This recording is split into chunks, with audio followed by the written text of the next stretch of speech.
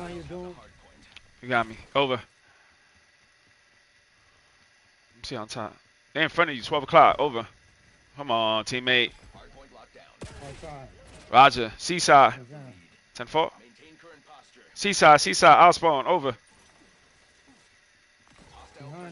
10-4.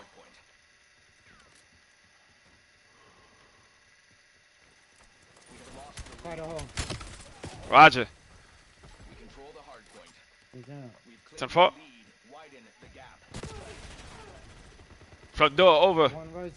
10-4. I rotating. Over.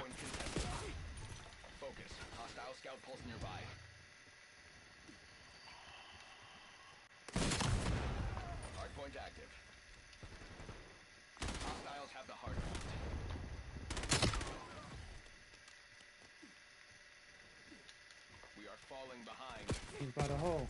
Roger.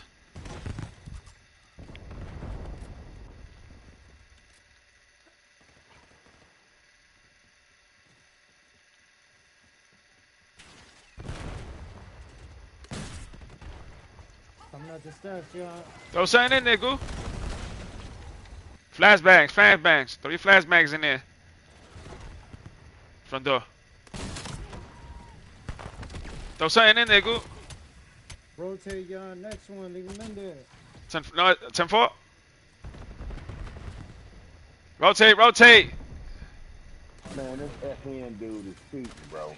This nigga cheating. Rotate it. I'm here. He got me at the next one. They're in the middle. 2 guys. 10-4. One right there to your left. All the way to the left. Roger.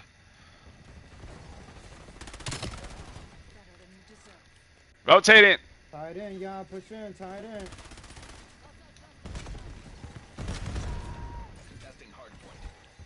It's in the middle, outside. 10-4. Roger. Get in there, y'all. Come on, dog. This Chronos dude ain't. Hey, he's suspect too. Fuck.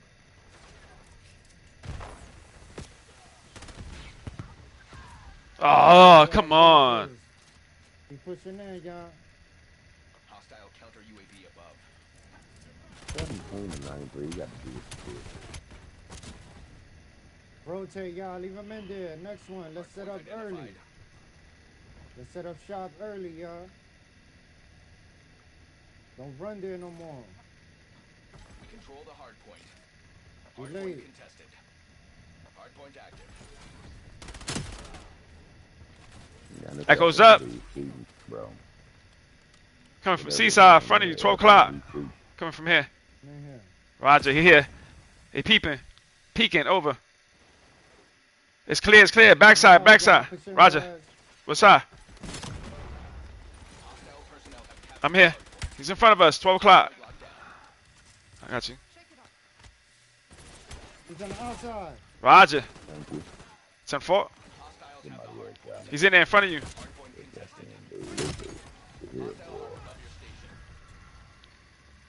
Trying to burn him. Really Rotate, y'all. Leave him in there by themselves. Roger. 10-4. Rotate, rotate. We out of here.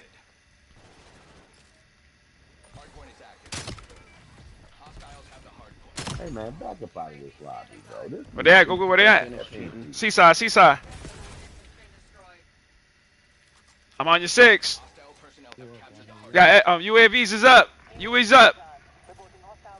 Over. 10-4. They got me Seaside. Middle, middle, middle. Seaside, middle, middle, middle. Over.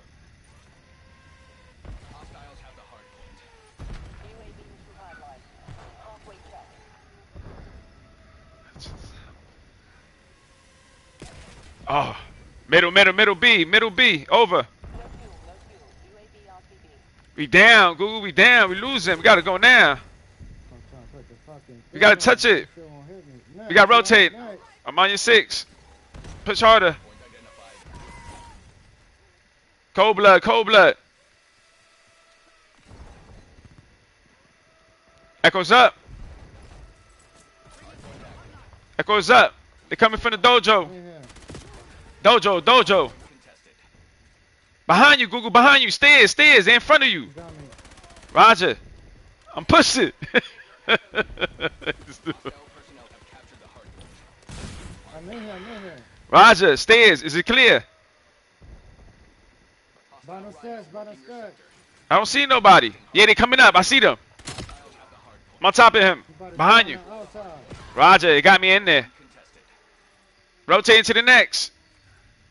He's watching bottom steps. Roger. Rotate. Rotate.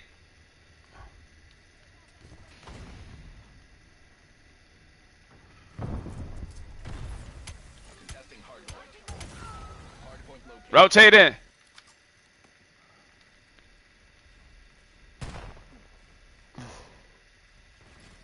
We in the middle. Shit, my bad, bro. It's all good. Hostile personnel have captured the hard point. Hard point contested. It got me. He's on the outside part. Middle. 10-4. Hard point. Is that ours? Oh, they got a rhino. Yeah, we gotta hit that shit, y'all. Roger.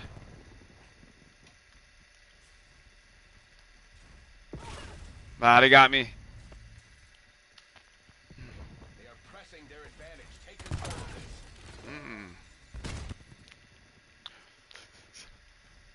Oh, you're gonna see this. Yeah, play. Ooh, right in your face. Bullshit. There we go. There we go. Roger. Keep on pushing them. Hard point locked down. Hard point identified. Hard point contested. Hostiles have the hard point. Rotate it. Control the hard point. I'm here. Echoes up. Ease up. Hard point active. Roger, they're here, Google. They're here. They're in front of you. 12 o'clock. I'm trying to get to you. I'm 15 seconds late. Hostile personnel have captured the hard Jam is up.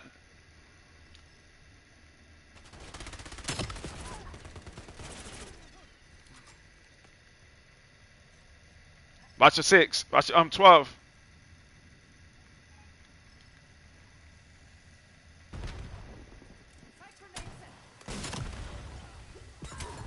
By the tree, by the tree. Roger. Throw your flashbangs, Google. Throw something in there. Grenades, something. Yeah, they get on me so deep, yo. Roger. All right, good game. The market does not That's fine. forgive incompetence. Lesson learned. It won't happen twice.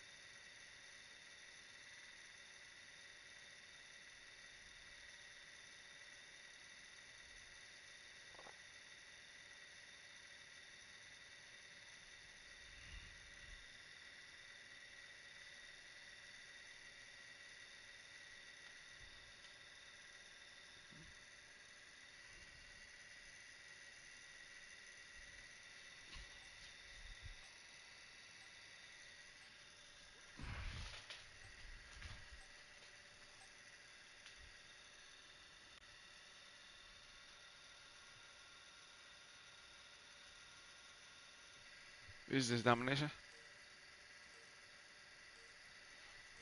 Straight to B. Straight to B. That's more domination. Safety's off. We're not friends. Locking down Charlie. Securing B.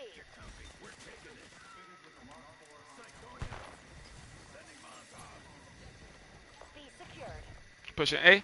Zone C secure. He's on A, go.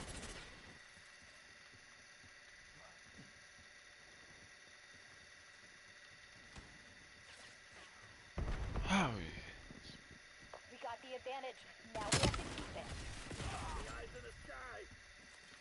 They're taking C. let him take C. Let him take C. We taking A.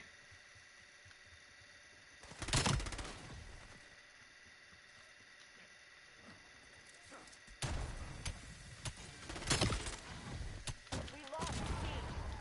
You trying to take A? UAV detected. Securing Charlie. Let him take Charlie. Damn it. Lost the lead. Losing They got me on B.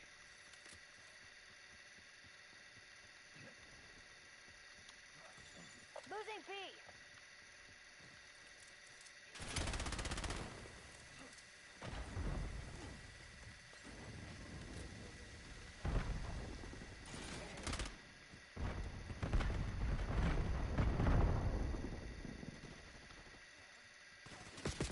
Oh, he got me on B. He got me on A. We got the flip. Losing Bravo. Push it forward. Zone Alpha captured. Oh, Bravo lost. They got me in the window. Hostile UAV established above. Jam is up. Taking B. Hostile counter UAV above. Jam is up. Down.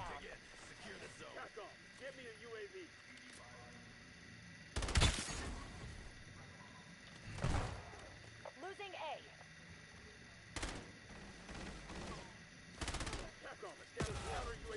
Got me on B. Poppy team is return. We lost A. Losing B. Taking Alpha. Capturing. Cover me.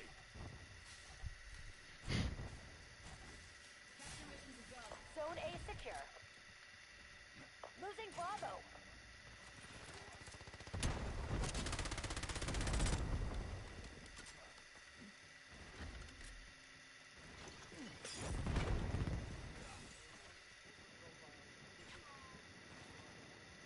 TACOM requesting a UAV overhead. Counter UAV ready for call. Losing B. Authorizing Got UE's up. ECM mission. Images above. Jamming hostile radar. Sensor deployed. TACOM requesting a UAV. Got the lead. UAV above. Sensors are capturing your objective. Counter UAV MTL 50% expended. That's me. UAV mission timeline halfway checked. Shit scared the shit out of me too, yo. And that's my echo, yo.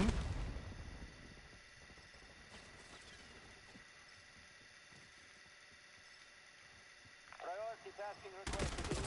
Oh, they got me in the back, yo. Losing Alpha. Over. Eyes in the sky.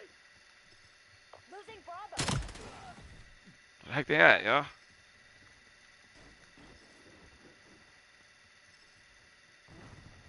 Losing B. Ah, they coming up.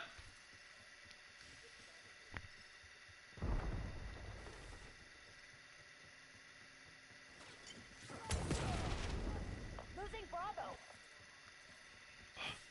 We lost B. Oh, they got me upstairs in the window.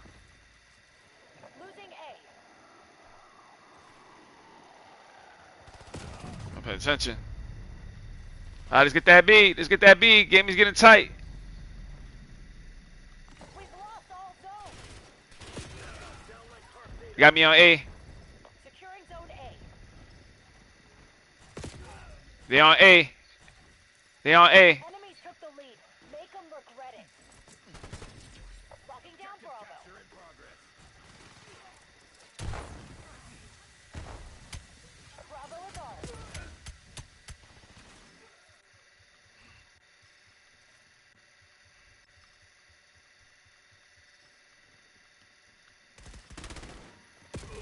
Come on. C.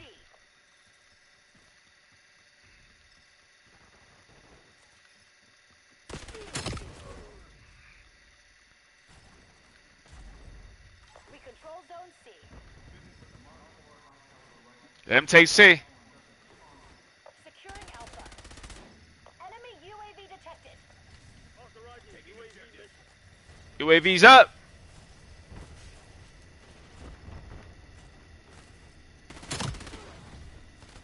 Enemy CUAV established overhead.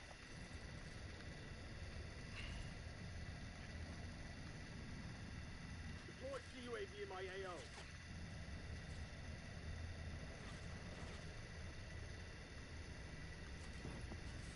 Taking A. T.G.E. Secure the zone.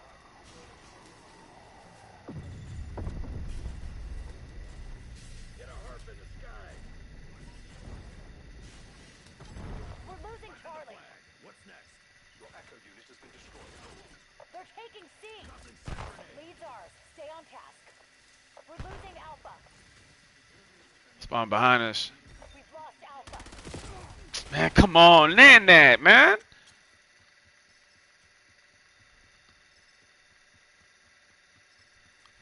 Touch that C.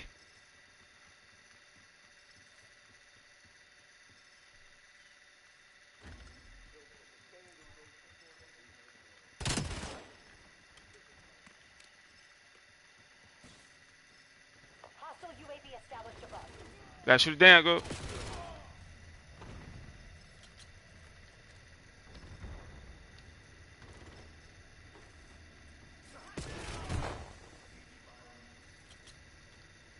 Hostile UAV in my sight. Together UAV. Enemy UAV detected.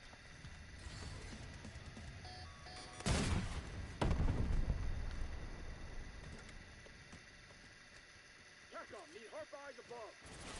TACOM, enemy UAV overhead.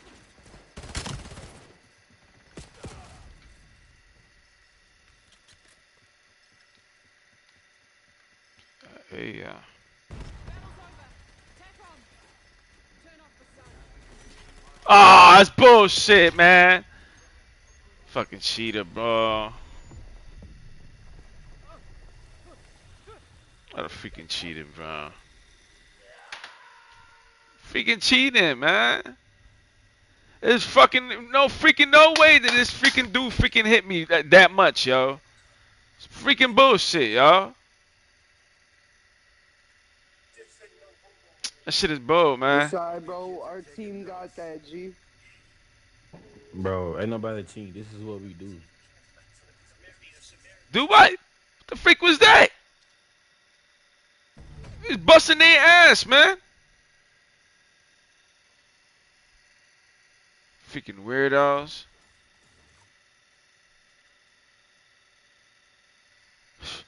Leave that shit. Report those people, man. That's what I'm gonna do.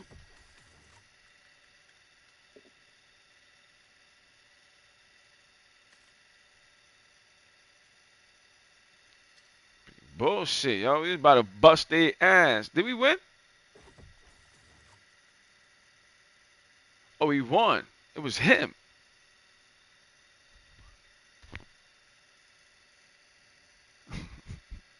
I thought we lost. It was the dude. Jesus, yo. What the freak? Some low commander, yo. Yo, I'm hungry, yo. This hour is gonna take like 50 years to get. There you go.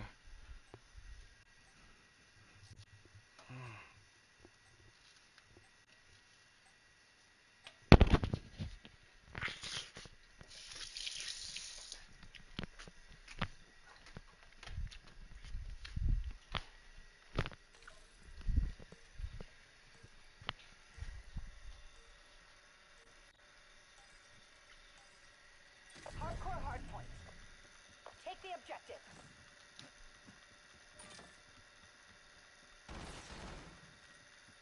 The field took the hardpoint. Hardpoint contested. Hardpoint locked down. Hostiles have the hardpoint.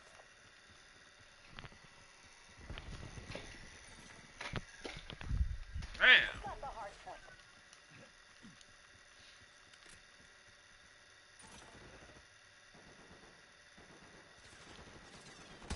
Oh, right there at the door, Rob. She killed 4 on the other side. Or just kill the dude that came up behind you. Oh, come There's on. a second dude on the door.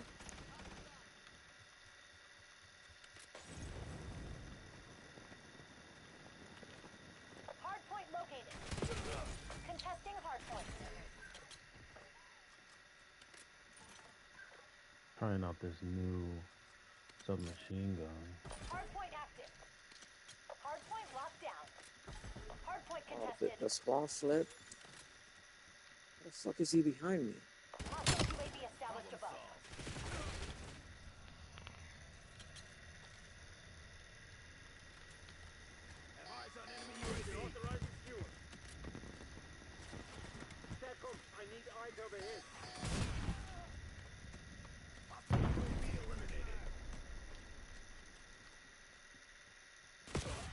Right side, right side.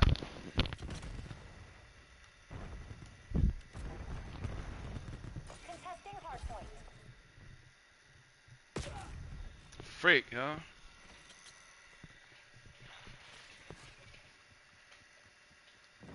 Hard point identified. Rotated. Contested.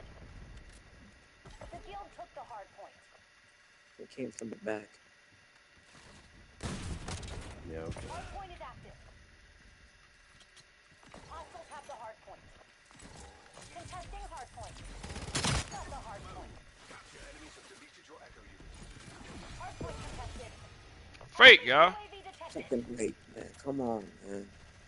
Hostile UAV in my sight.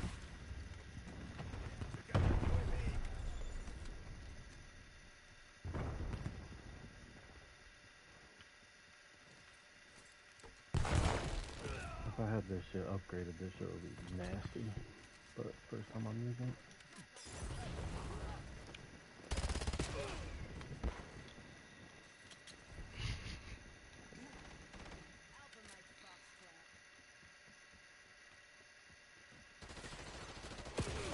Ah, got me in the middle. Middle trees.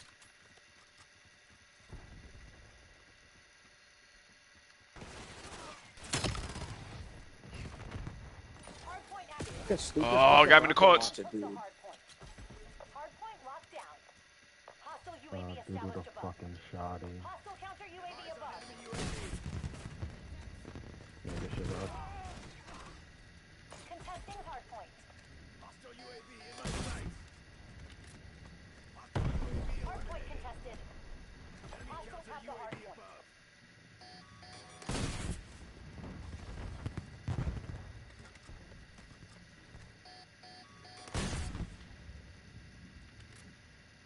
Fucking camper little bitch.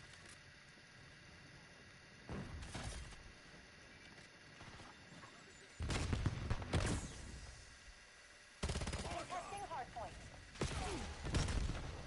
Hard point identified. You're falling behind, Black Ops. How was the shotgun reach from that fucking far, dude? Hard point is active. Got the hard point.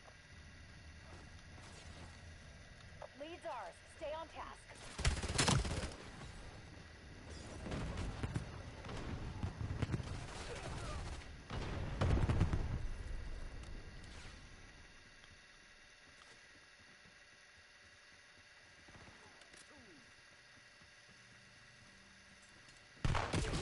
Oh, I'm freak. These niggas is.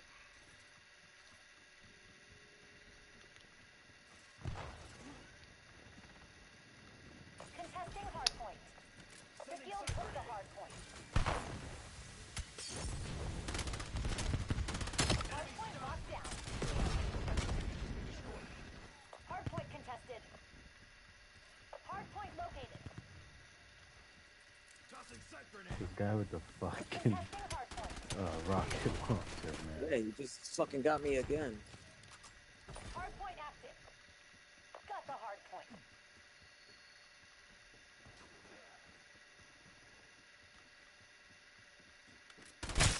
Target deleted.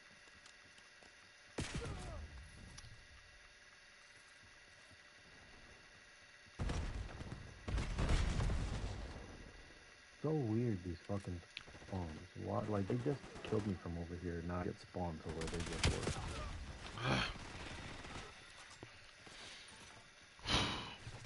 Hostiles have the hard point. Hard point contested.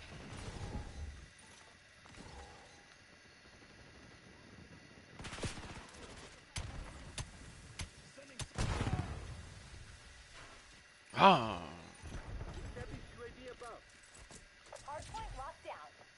Enemy UAV detected. Oh. Middle, middle, middle. They're on the ropes. Don't let them fucking breathe. Hard point is active. Got the hard point.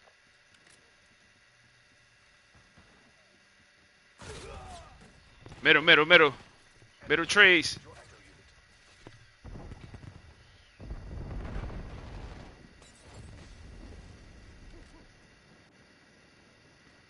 Contesting hard point. Come on, man. UAV overflight.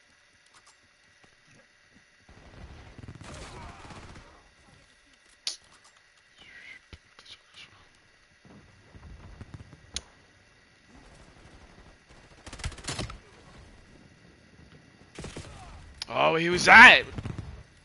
Fucking rocket launcher again. Hard point identified. Hard point contested. Ah, man, that's unbelievable, man. Hard point active. Hostiles have the hard point. You coming? We here.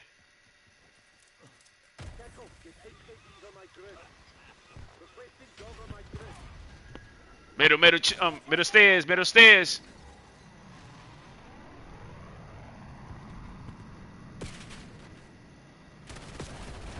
Middle stairs, middle stairs. Hostile UAV established above. Ah, can't get in there.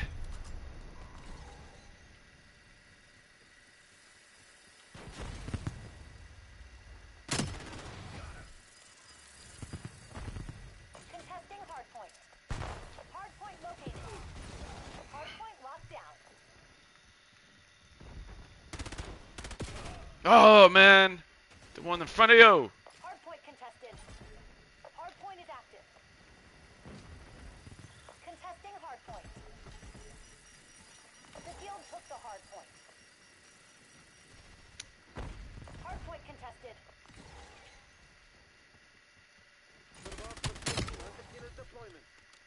Got the hard point. See what was that? Fucking swear to God, I hate that fucking rocket launcher.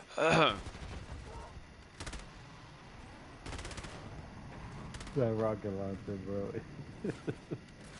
Oh, man.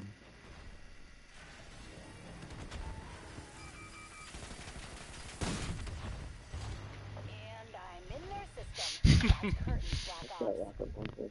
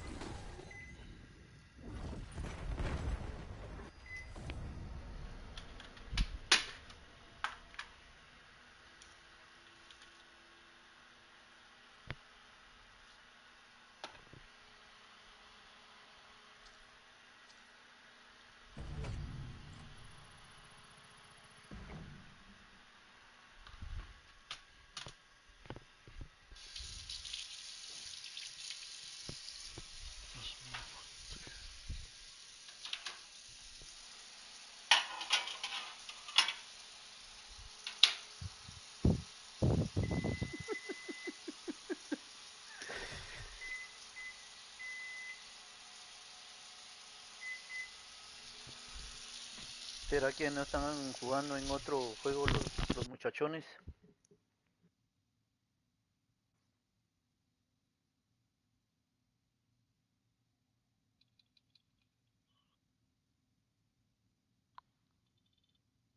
Can you hear me now? Yo, Anybody know how to use Can you hear me akimbo? now? I can hear you. How you use the akimbo? I didn't. The, It was.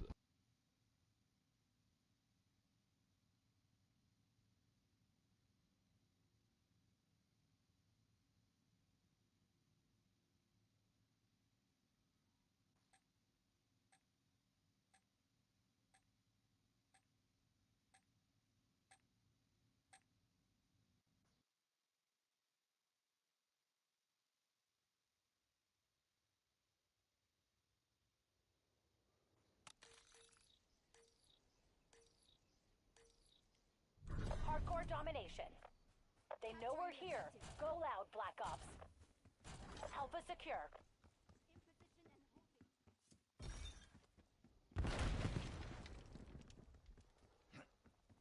Underway on Bravo. Bravo zone secure. Stay tight. We're in the lead.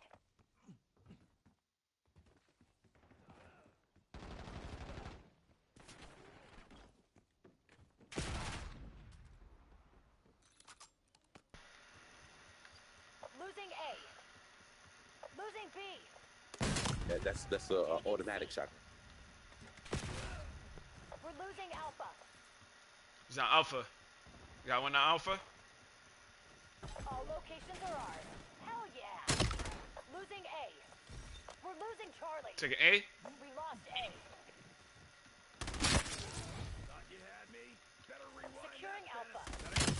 Authorizing UAV tasking. Take an A. Enemy UAV detected.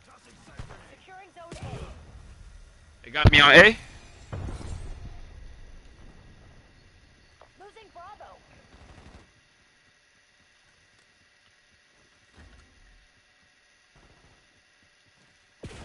Oh, what happened there? Yo, BJ, you ran right in front of my freaking gun. Damn, bro. Headshot.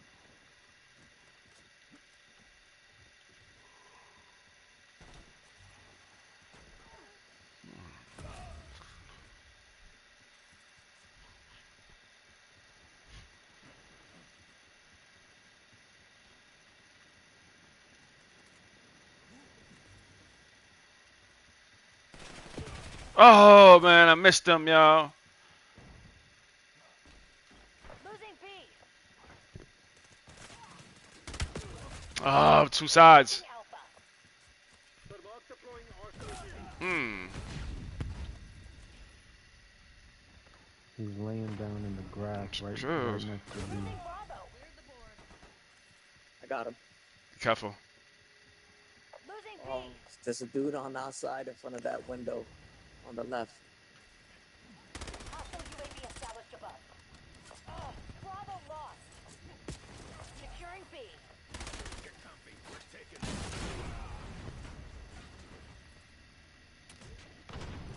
Have eyes on enemy B UAV. secured.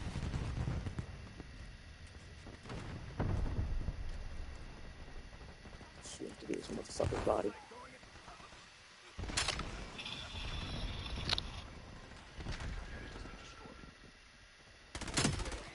Oh,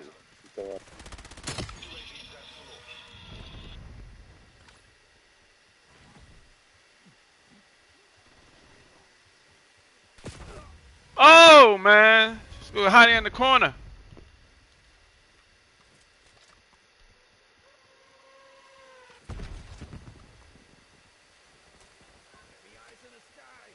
We're taking C. UAV perimeter established Angel 7. Let him take C. We taking A. On station, ECM active. Losing Bravo. I got one on Bravo. Securing zone A. Come on. We've lost You're about to turn around. MTL halfway. all zones lost. Taking objective. Taking A. We've locked down A. Locking down Bravo. Signal you. Counter UAV RTV. Taking B. We're losing Alpha. Locking down Charlie. Take Alpha. Take Alpha. Stay on Alpha. Go to Alpha. Go to Alpha. They taking Alpha. You're running away from the letter, bro. Go defend it. He was so close to it. I don't get that. It's a bad play, man. UAV detected. They're requesting UAV overflight. Losing B. secured. We lost B. Where they at? Go, go. Alpha secure. Losing A. Securing B. Trust me, you're not the main character. We're losing Alpha. Taking B. He's on B. Middle, middle, middle B. RTXD maneuvering. Authorizing UAV He got me in the garage. Garage. He's in front of you, Google. 2 feet from you. Be careful. Locking down Bravo. Bravo is ours.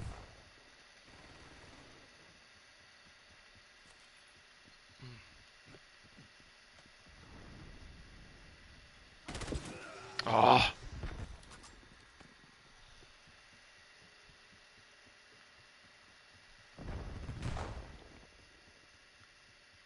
They're taking C.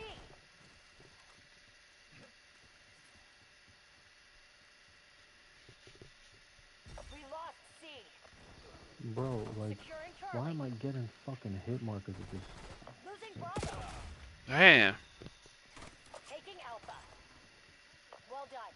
Zone Charlie locked down. Then requesting UAV overflight. Objective capture in We're losing Charlie. We've locked down A.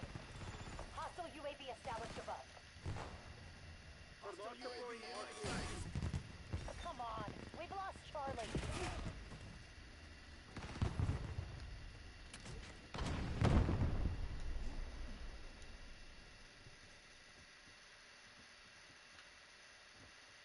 Authorizing UAV taxi. Underway on Bravo.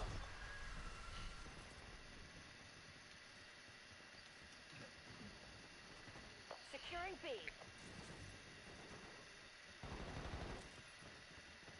Underway on Bravo. Securing C. Capturing, cover me. B locked down. We're losing Alpha. Taking C. Alpha.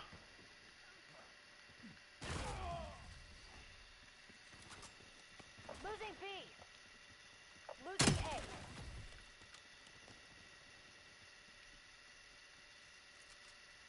Losing Bravo. Enemy UAV detected. Then requesting UAV overflight. Have eyes on enemy UAV.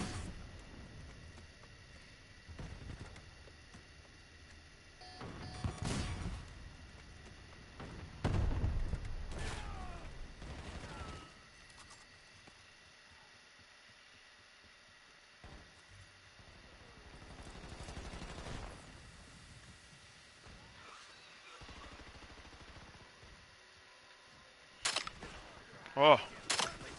Losing B. Shit. I missed him. Losing Bravo.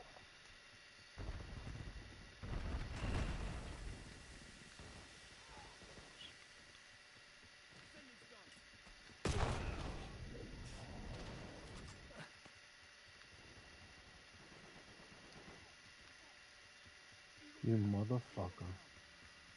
BJ, you popped out from their side. This is why I hate the fucking spawn switches thing. Losing Alpha. We lost A. Taking C. Oh. Maneuvering. Zone C secure. That's a review board. Oh, my bad. Spawn. Ah. No, yeah, fucking bullshit. You shot me point blank. You jumped over a fucking van. That's a difference. Bravo lost. That was a teammate.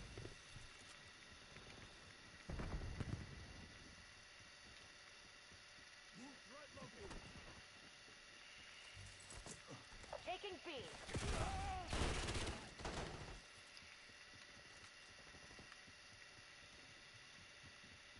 Enemy UAV detected. Locking down Bravo.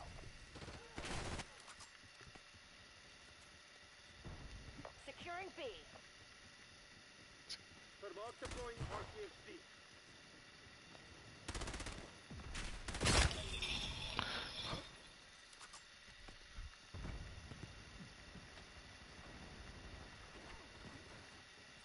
Damn, I'm just getting destroyed by my teammates right now. Fake, man. Underway on Bravo. You better. What could I ever do to y'all?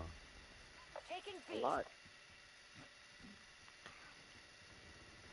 Dude laying down right next to B again. Bravo zone secure. Alright, my echo unit got it.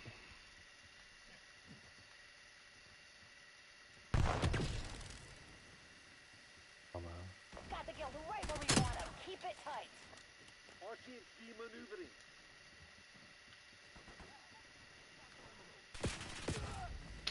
It's coming up the stairs. Basketball courts. TACOM, release viewer on mission. They're taking C. Securing zone A. Oh. Log everything. The guild's gonna pay for their fuck up. They're gonna be a little.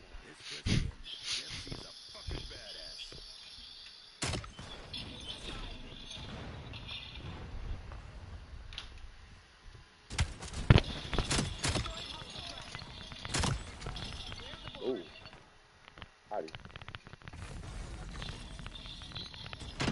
Oh, you good, so you might miss this one. Here watching.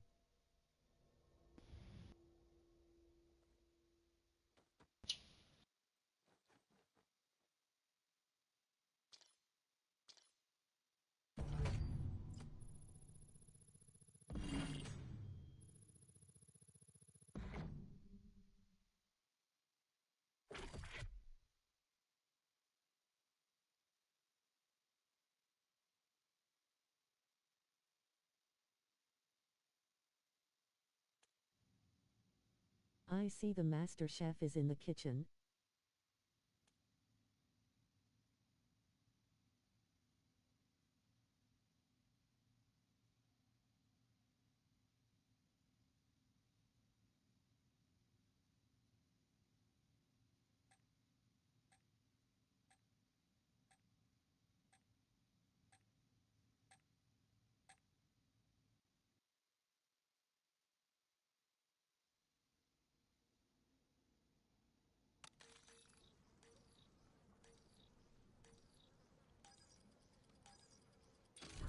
Hardcore hardpoint.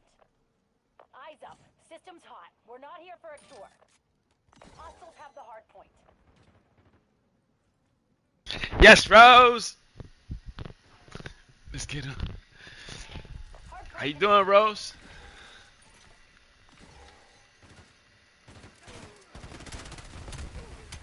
Contesting hardpoint. Hardpoint locked down. Hostile UAV established above. The guild took the hardpoint. Hardpoint contested. Sending sight.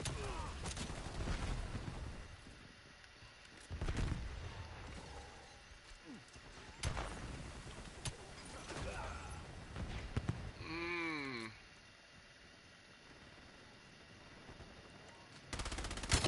I am well. How are you feeling today? Waving hand, light skin tone. Waving hand, light skin tone. Hardpoint active. I'm doing good, Rose. Just chilling. It's good to see you, man. I was all day chilling, watching YouTube, just staying home, relaxing, and cleaning the house. Got the hardpoint. Right now I'm doing some chicken. The master of chef is in the house. If I can pronounce it right. But yeah, man, making this chicken. Hopefully it come out good, man. Cause I am hungry. I'm looking at it. I'm like, God damn, gotta eat. 100 points. It's good to see you, Rose, man. I was watching those Looney Tunes play, man. It was great seeing those cartoons. You know what I mean? I'm a big fan of it. Where you going? Hardpoint contested. No, but thank you for stopping by, man. Like always, it's great to have you. You know what I'm saying? Took the hardpoint. And enjoying your company.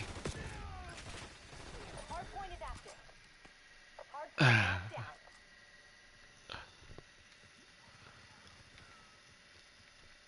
down. I gotta get busy. I'm gonna get busy. Thank you so much. Yes, sir. You already know. 10-4. Roger. No problem. Haha, yeah.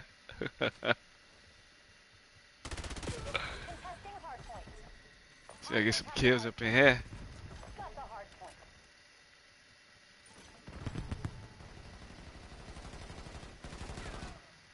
I think. Oh. Wow. My own teammate shot me. I should pull up with my second channel lol so I can drop you another sub. Yes! I need that. It'll be great, man, if you could do me that favor. Yes, sir. It's nothing like getting up in the morning and you see a sub on your channel. Makes you feel good.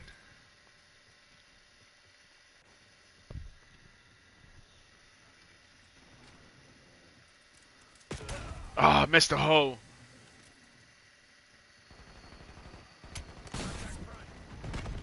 Aidima do that now. 10-4? He's hiding in the corner. Yes, sir. Yes, sir, Rose. Over. Oh, I keep on missing controllers.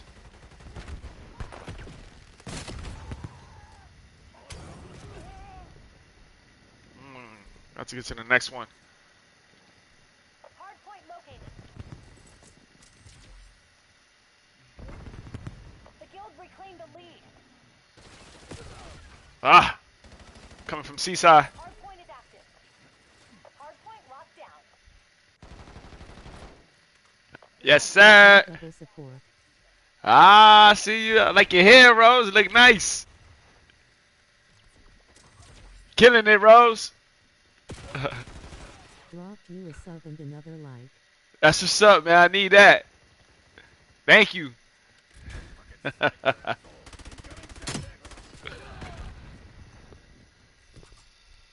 Appreciate it. Thumbs up.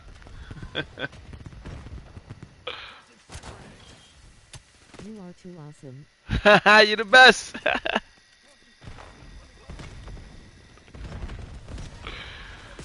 Hostiles have the hardpoint.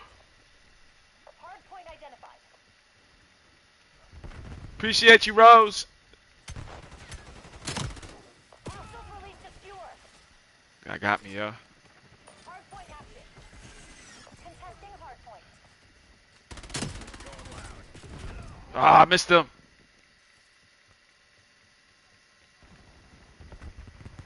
I'll get over there.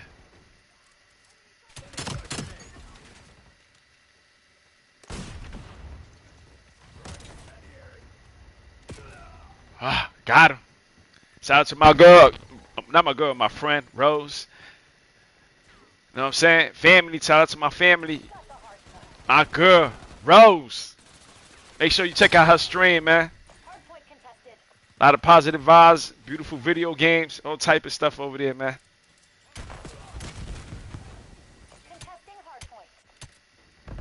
I go. Ha ha ha. Look, I missed the. Rotating front. Hardpoint is active. Hostiles have the hardpoint.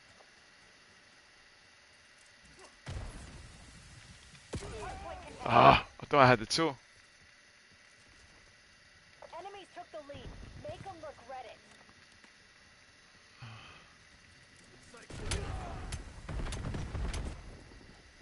Man, yo. Contesting hardpoint. Hardpoint locked down.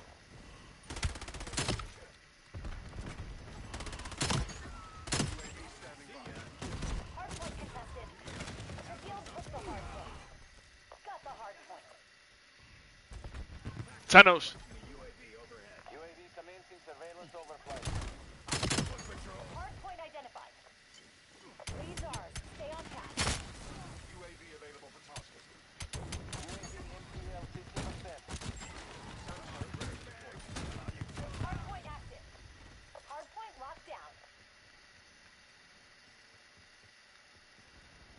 Shout out to Rose. Make sure you check out her YouTube channel, man. Make sure you subscribe to her channel, man.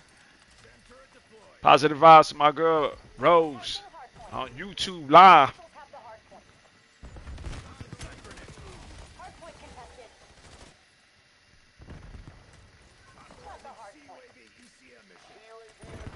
Face blue smiling, face fuchsia tongue out. The guild took the hard point. UAV mission timeline 50% check. Hard point locked down. UAV fuel check 50%. Agent authorizing skewer. Contesting hard point. Hostile at the hard point. Hard point located. MCC is dry. I seen you peeking lol. Yes, yes. Fuel returning to base. Yes, yes. Peek me, babe. The guild took the hard point. 10-4. Jammers up. You got jammers, Fred?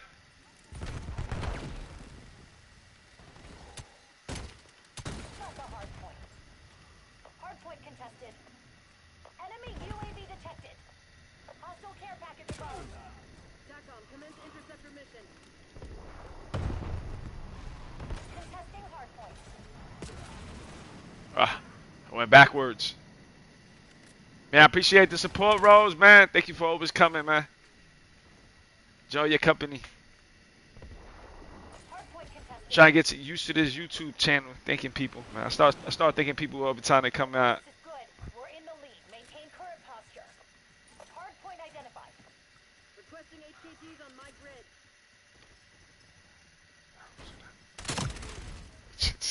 Hard point active. Hostiles have the hard point.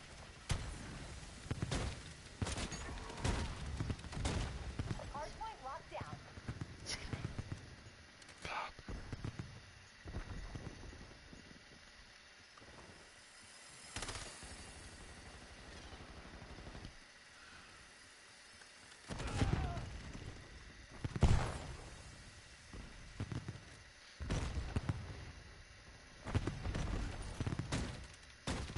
The guild took the hard point. Got the hard point. Hostile RCXD incoming. Hostiles have the hard point. Contesting hard point. Hard point locked down. Hard point located.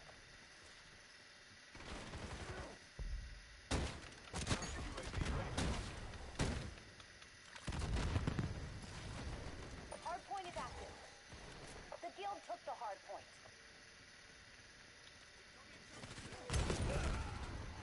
Try to burn her.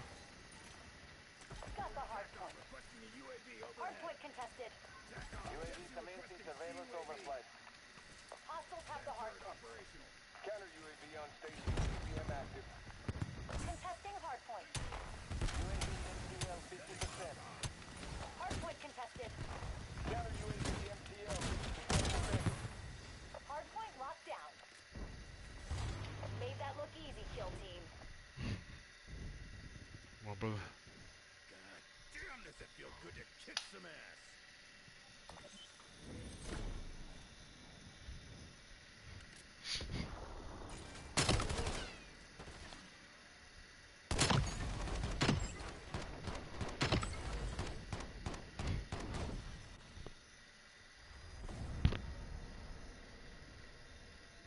Spot ninja over there.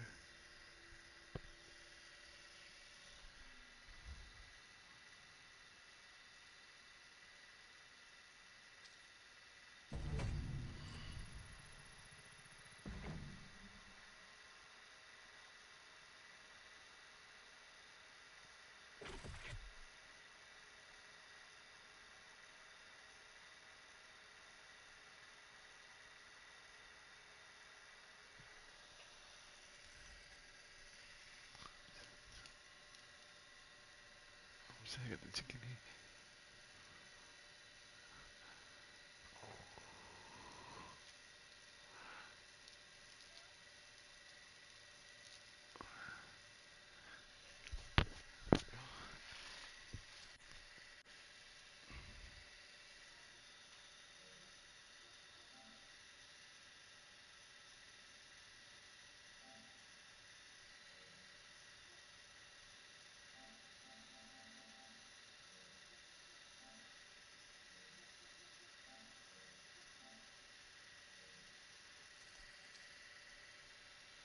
Who's Kitty?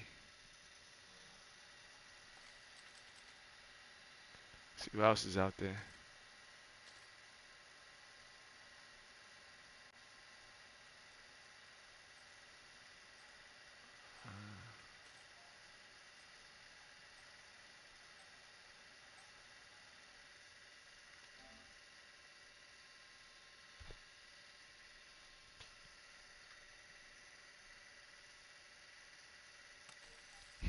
I forget I'm on camera. I'm talking to myself. Hardcore hardpoint. Oh, we definitely stay on this side. Today, it is that simple. Hostiles have the hardpoint. We control the hardpoint. Hardpoint contested. Lol, no worries. Yeah, Rose. Contesting hardpoint. Thank you, Rose. Appreciate it. You know what I'm saying?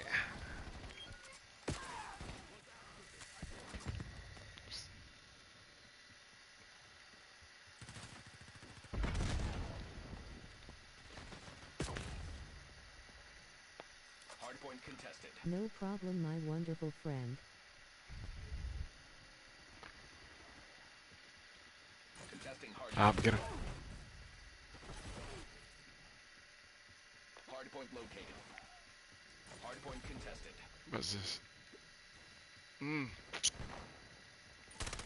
Oh, he kept on running. Ah, oh, missed him. Hostile personnel have captured the hardpoint.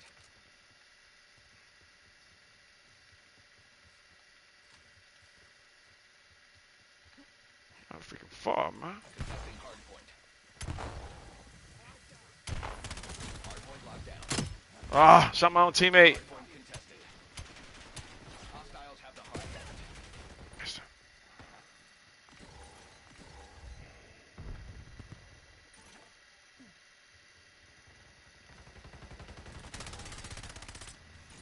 Contesting hardpoint. Ah.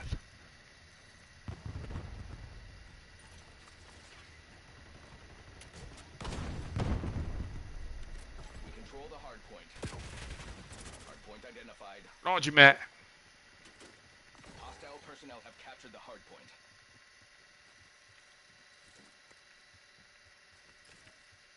Hardpoint active. Tango removed. Hardpoint locked down.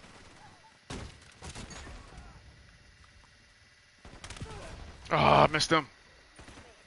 Hostiles have the hardpoint. We control the hardpoint. Hostile personnel have captured the hardpoint. Enemy center. Ah. Grenade. Hardpoint contested.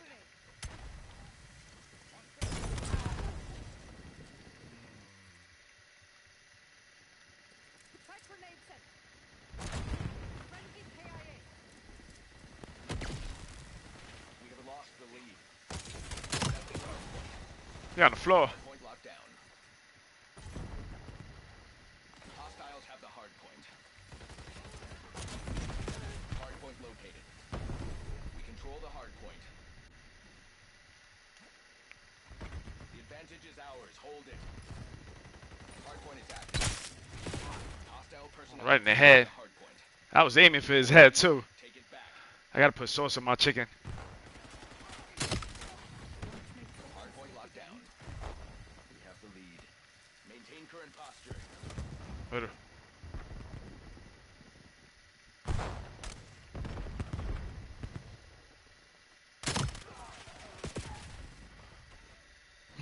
Hardpoint contested. Hostiles have the hardpoint. We control the hardpoint. I was trying to blow him up.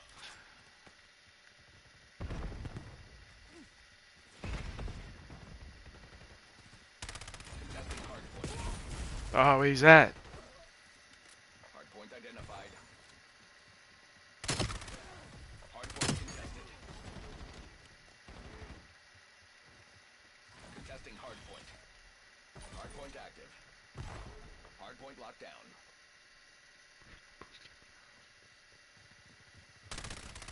Hardpoint contested. Hostile personnel have captured the hardpoint. Contesting hardpoint. control the hard point. Hard point contested.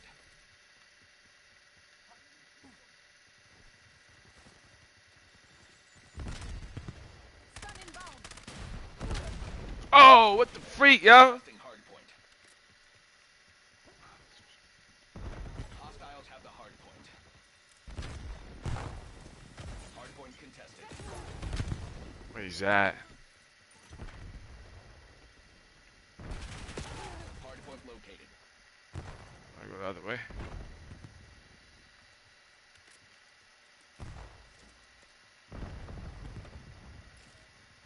Hard point is active. Hard point locked down.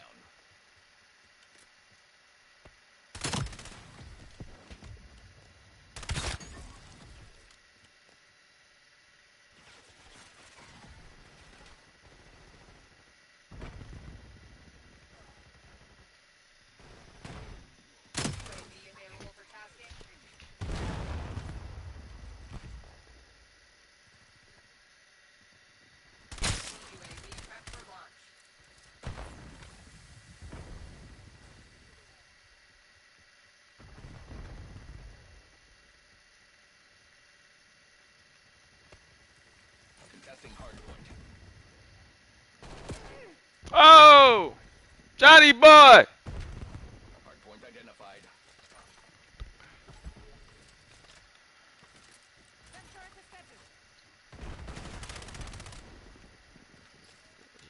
Hard point active. Hostile personnel have captured the hard point. UAV above. UAV perimeter established. Angels 8.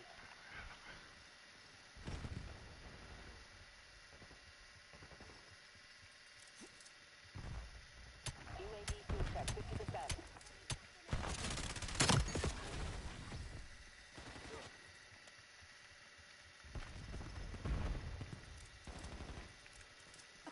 Mission timeline over. UAV exiting the area.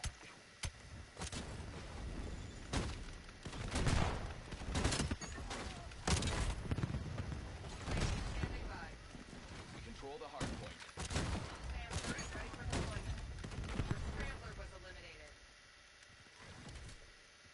Hard point located.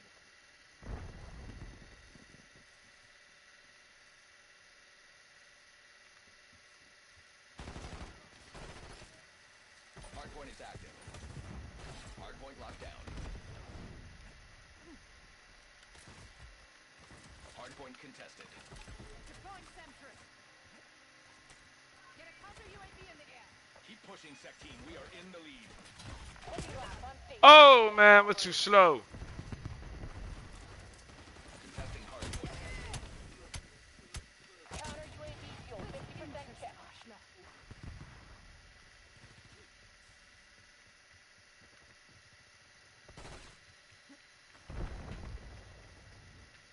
Mission time clock suspended. Looking glass is RTB.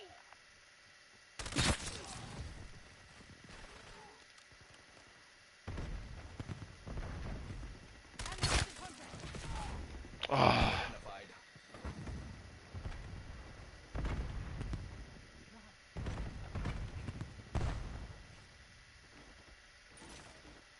Hard point active. We control the hard point. Hostiles have the hard point. Hard point contested. I need eyes overhead. UAV commencing surveillance overflight.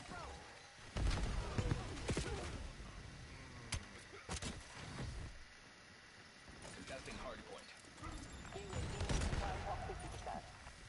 Hard point locked down. Hostile personnel have captured the hard point. Hard point contested. Hostiles have the hard point. Where he's at, yo? No fuel, no fuel. UAV on. Contesting hard point. We control the hard point. Hostile personnel have captured the hard point. Hostiles have the hard point. Hard point It's my located. broken glove. Hard point locked down. Hard point is active. We control the hard point. Metrics exceeded projection. Impressive work. I stopped tracking the survivors. They won't survive. Ooh.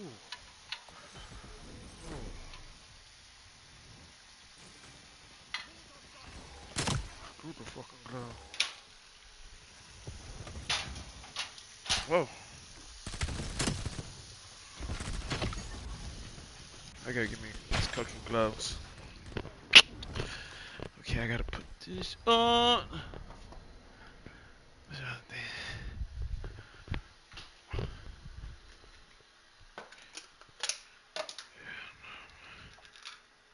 Oh, it's by my hand. Over this.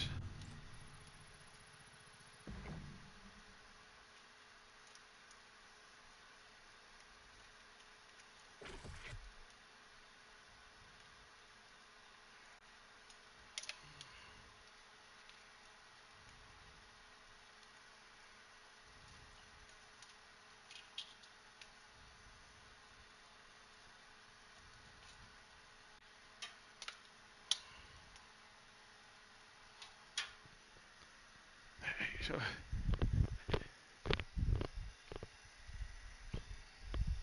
it's Master Chef. It's the Master Chef. Before the game starts. It is so hot.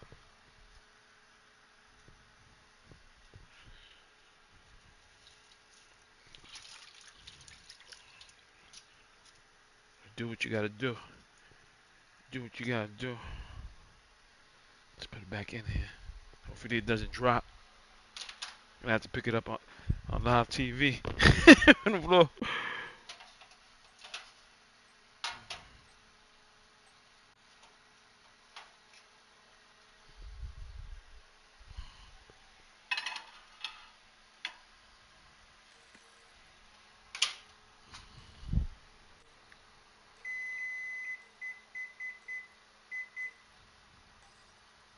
Hardcore domination. Secure the objective. Securing Alpha. Oh yeah. Zone A secure. Taking B. Losing Bravo. Figuring out what temperature to leave it on. I don't want to burn it, you know. So wait. Let's go. Bravo lost. Securing C.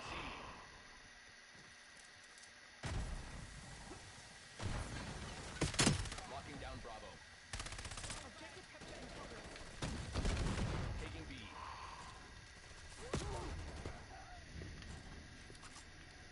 Hostile care package above.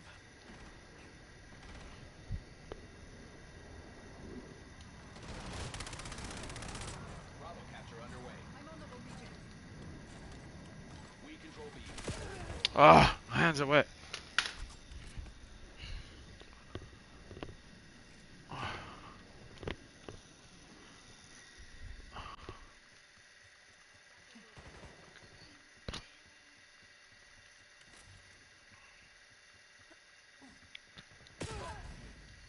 Nice spot. Losing B.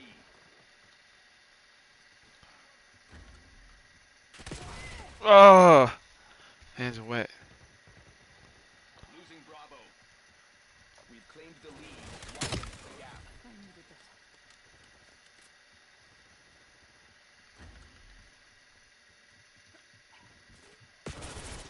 Nah.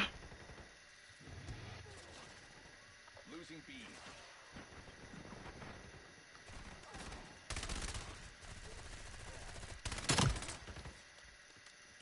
Drop skewer on my mark.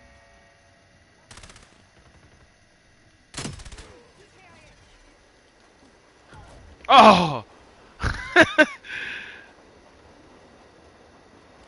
Bravo.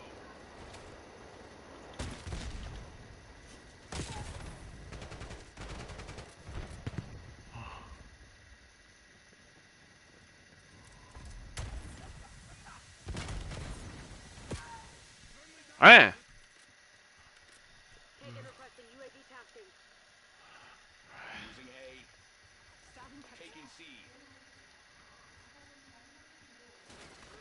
We've lost Alpha. Ah. Securing C. Taking Alpha. Losing B. Oh man, come on. Locking down Charlie. Dude, freaking damn. Losing Bravo. Charlie secured.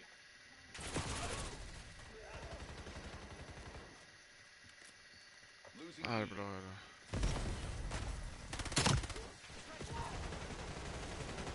Losing Bravo.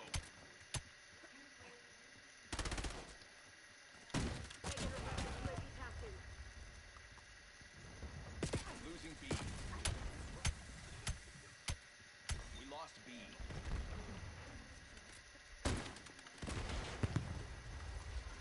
Securing B. I'm on the. Oh, he's behind me.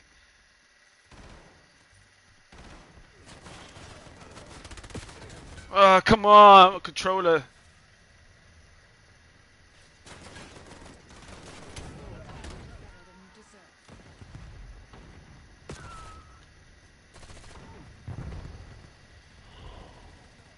I gotta get that flip. Gotta go underground, go. Start going underground.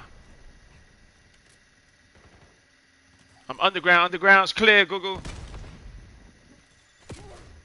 Oh, what's my thing at? We're losing Charlie. Man, what the freak, yo? Securing Alpha. Locking down Bravo. Taking Alpha. They're taking C. That's when I jump. Taking A. Oh, I ain't see him. Look at him, man. At least we got flip. We got a flip. C. Securing Zone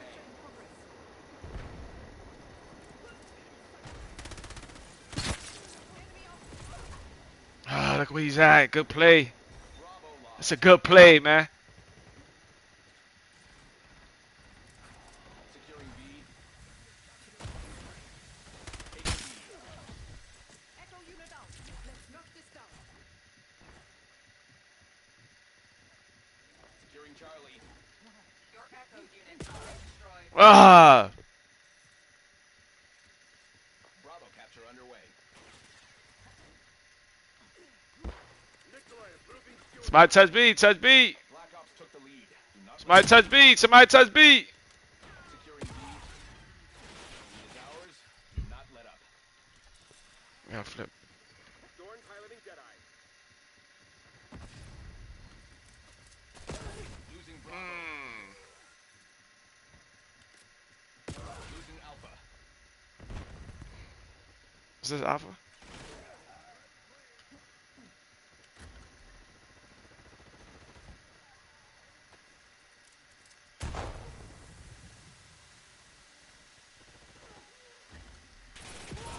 Ah, this when I turn.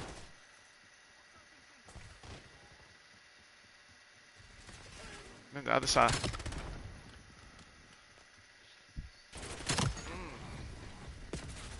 Ah, put it up a little bit more quicker. Losing B.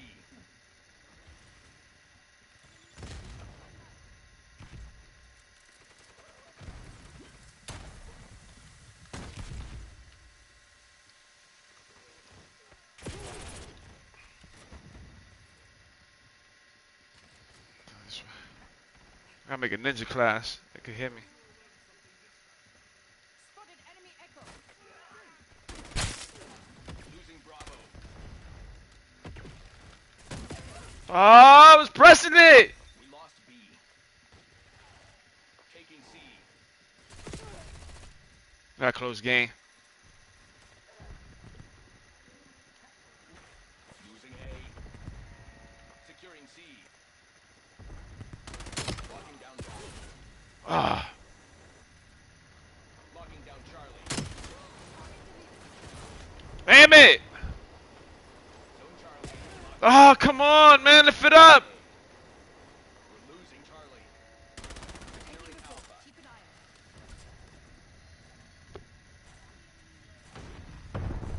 on me. We've locked down A. It's gonna be a good game. We've lost Charlie. Kagan requesting. Oh, man. This way I was gonna throw it, man. It's detected overhead.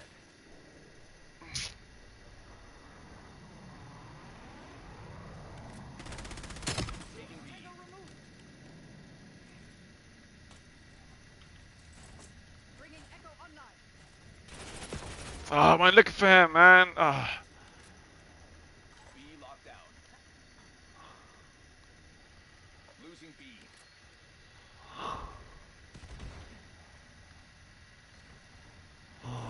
Losing Bravo. Eyes on hostile sentry. Net call. Napalm strike inbound.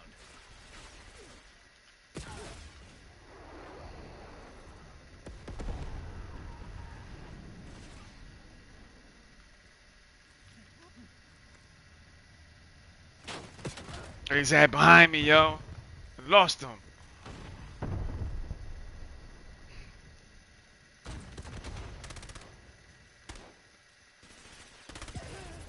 Whoa, I didn't see that. Man, come on, man. It's freaking bullshit, man. Oh, it's gonna be a good game. We're losing Alpha. Oh, there you go. Tossing fire grenade. We have to take this objective. Threat identified. Losing A.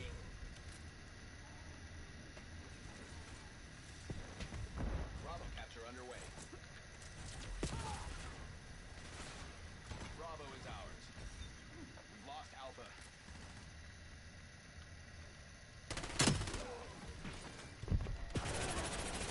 Taking Alpha. Gotta turn my chicken. Have deleted your echo unit.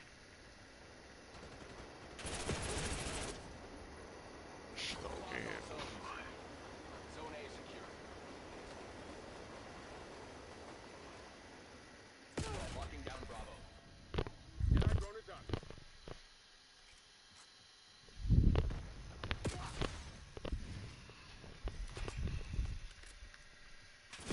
Securing B.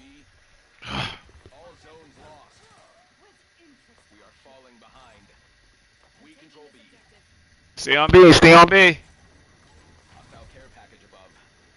Losing Bravo. Confirming hunter killer. Oh. Damn it, man. Give me some good throws. We lost B. Eyes on Taking B. hostile sentry. We're losing Alpha.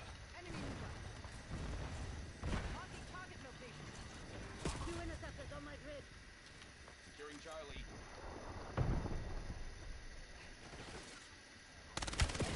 Ah, come on. We I control got these freaking guns. They are taking C. Taking break point. We lost C. Dreadnought, you're clear to engage. Bravo capture underway. Oh, you got a freaking El Jammer there. Ah, you know what it is? I'm chicken this thing getting done. It's my chicken. I gotta wait. I gotta do my chicken, bro. Paying attention to my chicken, man. Ah, that was frustrating, man. You're in the freaking game and with this chicken, you gotta do other things.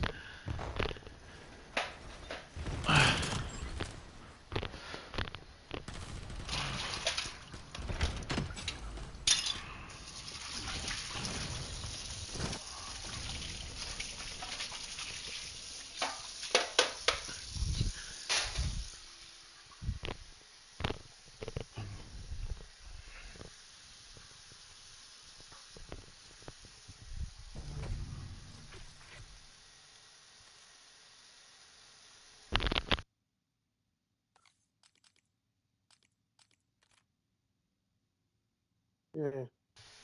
Yo, Fala ain't comigo. leaving. Chilling, man. How you doing, man? What's up, dude? Alright. I'll be right back. Brazil. I'm gonna go on. I gotta make this chicken. That's why. You gonna be on? You know I'm gonna send you an invite Yeah, anyway. just be on, man. You already know. You know I will send you an invite, so I'm gonna be checking on you. You already know, my brother. Good hearing you, man. When you finish. Nah, you're ready. You're ready. I always send you an invite, so I'm gonna go get you. Yeah, okay. All right, my brother. Let me do this chicken real quick. All right, man. All right, on. Go ahead. All right, brother. Okay. Let's go fight with this motherfucking chicken. Where my rag at, man?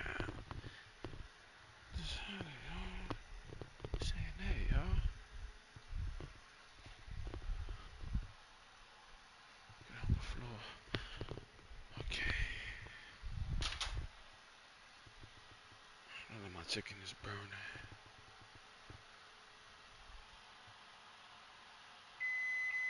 So let's 350.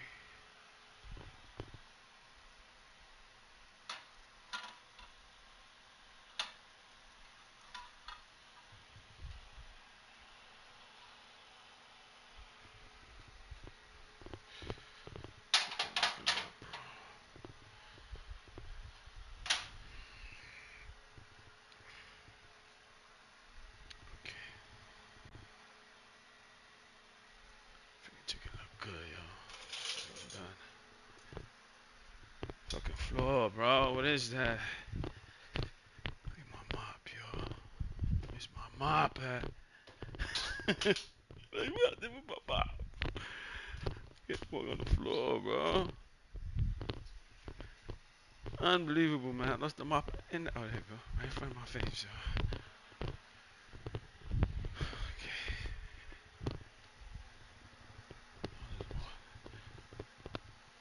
Rag.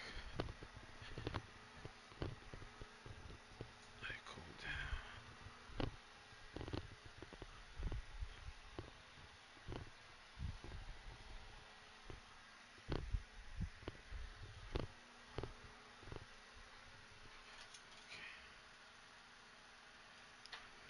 Break.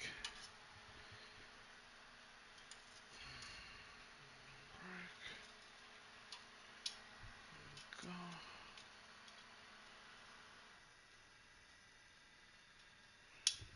Okay.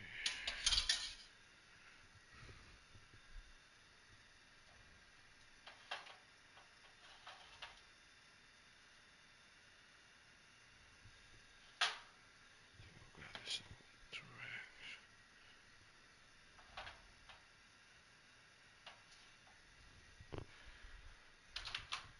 Okay.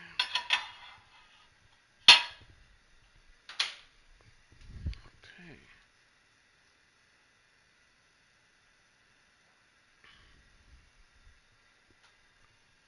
25 minutes. Put it for 26. Okay. That's what my brother wants to go do is eat. I should have did a sandwich, man. This shit was gonna take forever.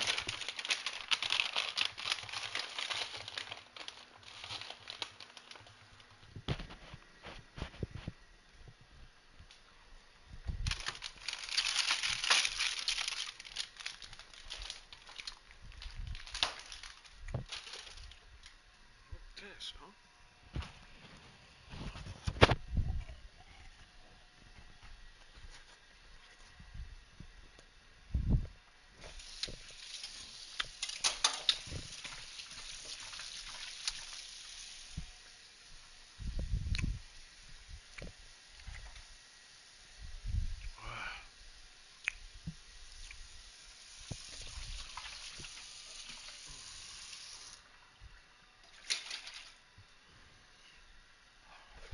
Huh?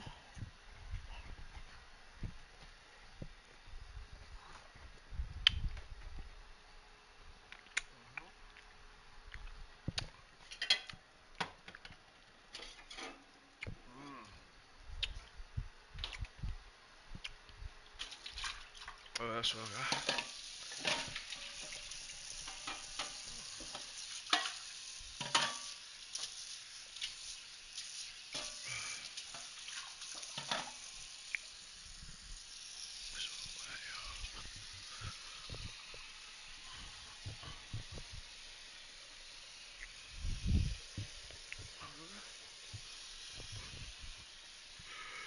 Yo. I see.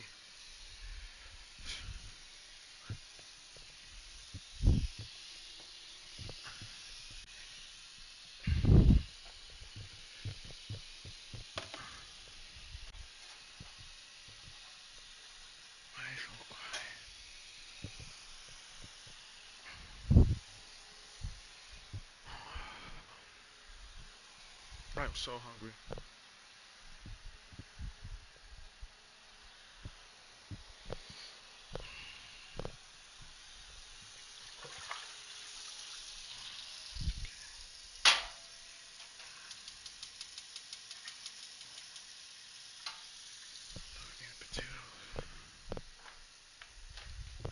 Yeah.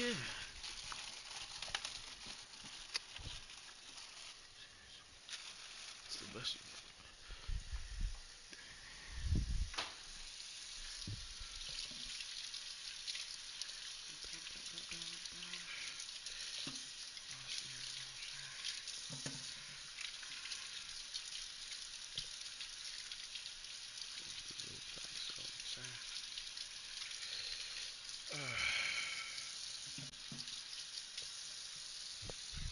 Man, wait now.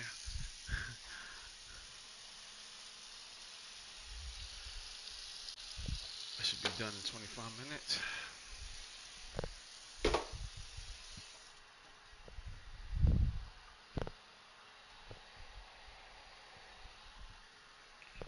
Okay.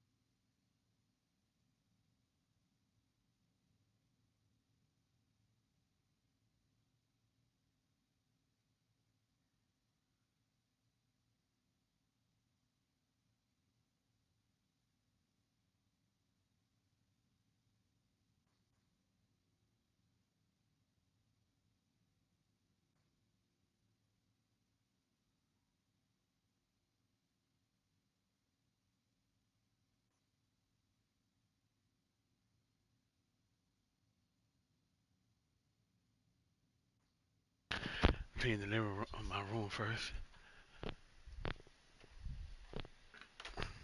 I like mopping. So, like, let's go. Man, I ain't waiting for this check-in to be done. That's 20 minutes, man. Let's get into more games.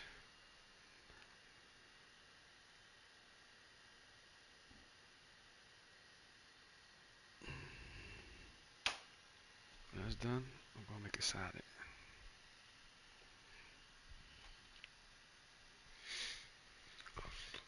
Trying to find peanut butter jelly sandwich time.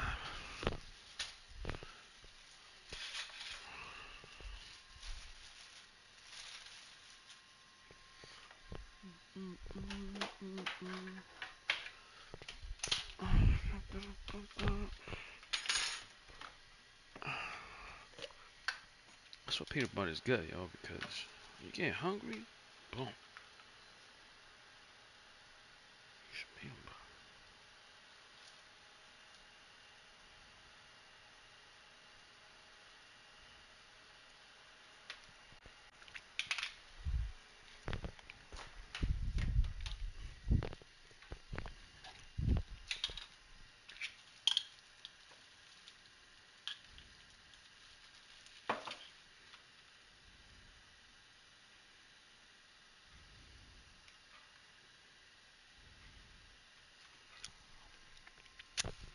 Let's make two of these. I'm starving.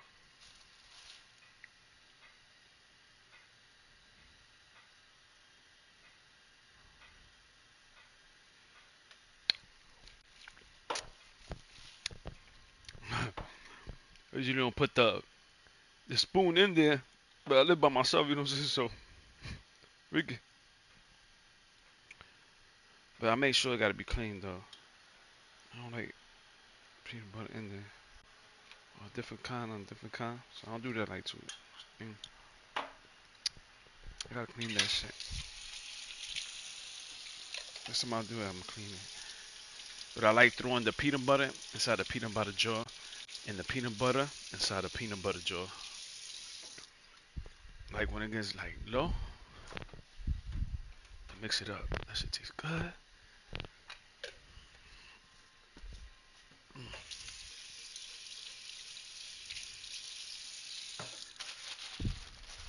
See, now I have to think about the sandwich. Oh, I mean the chicken.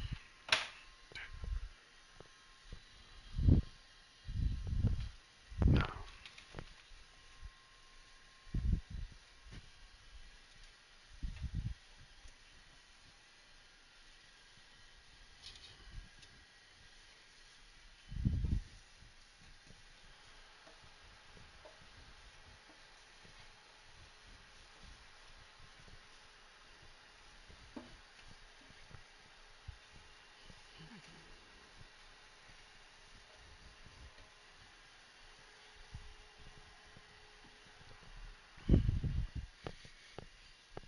God,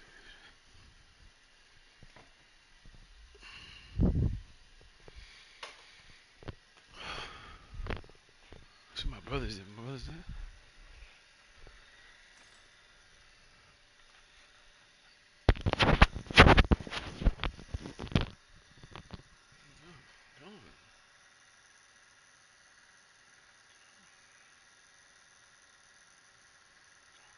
What you doing? Trying to escape.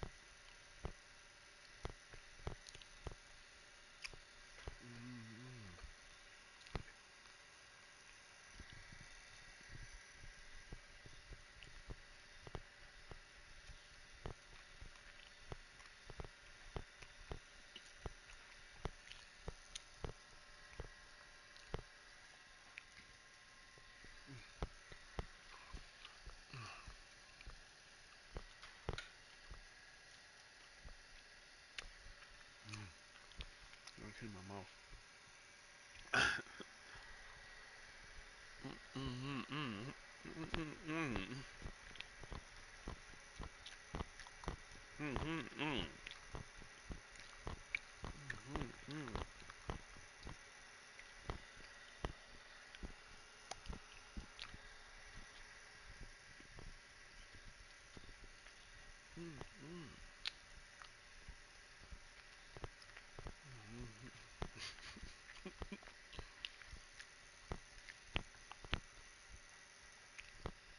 My brother escaped. That's what he did.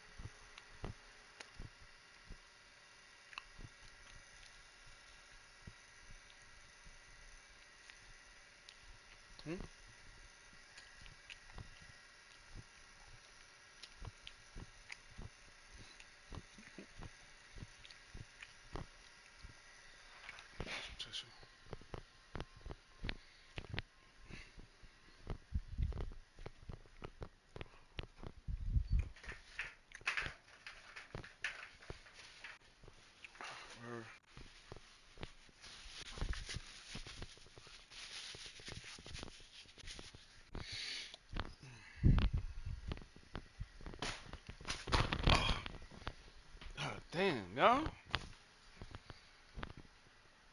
I just freaking boxed in there in front of me. Put it on this side. I was bound to hit it. Fuck, yo.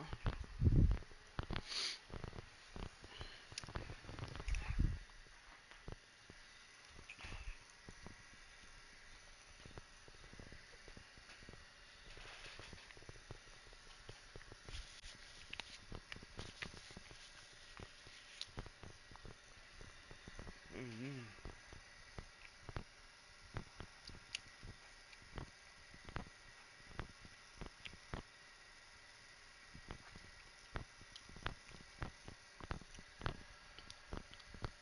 Mm-hmm.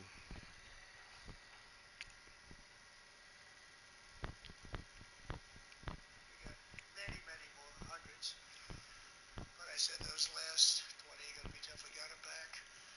But we only got back 14 or 15 of the dead of the 28. And believe it or not, Hamas worked along with Israel, and they done just over the last couple of months with the protests. They've killed at least, it looks like 32,000 protests. 32,000 protesters in their own country. They shot them and hung them. We stopped them from hanging a lot of them with the threat of serious violence. But this is some terrible people. They've already developed missiles that can threaten Europe and our bases overseas, and they're working to build missiles that will soon reach the United States of America. After midnight hammer, they were warned to make no future attempts to rebuild their weapons program, and in particular nuclear weapons. Yet they continue starting it all over. We wiped it out and they want to start all over again, and are at this moment again pursuing their sinister ambitions. We are in negotiations with them. They want to make a deal, but we haven't heard those secret words. We will never have a nuclear weapon. My preference.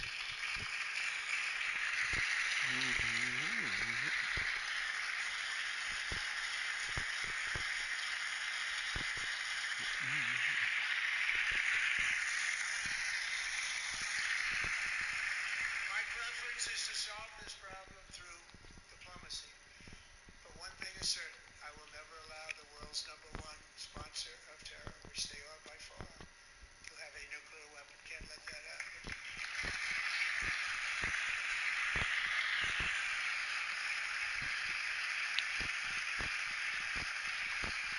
Just over the last couple of months with the protests, they've killed at least, it looks like 32,000. How about it's gone? It's a tough, Go. it's a tough thing to do. Going through bodies all over, passing them 100 bodies sometimes for each one that they found. Tough job. And It's break time.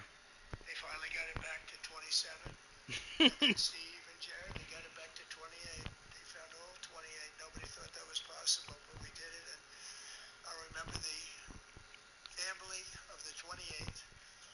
They were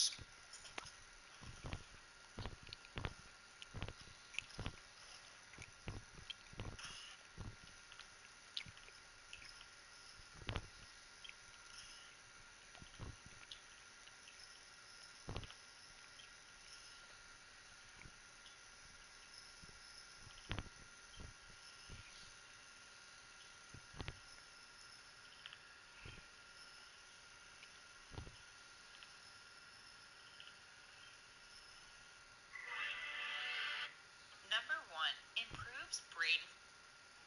Number 2, treats skin. Number 3, treat. Number 5. Number 7, boosts the absorption. Number 9, boosts digestion. Spices like black pepper can help improve your digestive system by stimulating your digestive. One of the guys that worked there walked up and said, "Look, I think someone's been taken by a croc." And I went, "Oh, you're joking." On a beautiful North Australian afternoon, a group of friends were celebrating a birthday party on the banks of North Australia's Mary River. With the aroma freshly grilled food wafting through the air, accompanied by the sounds of pleasant chatter and laughter echoing in the breeze. The last thing anyone expected was for this seemingly perfect day to take a tragic turn in the most chilling manner imaginable. This is the horrifying true story of 26-year-old Sean Cole's fatal encounter with Australia's deadliest predator.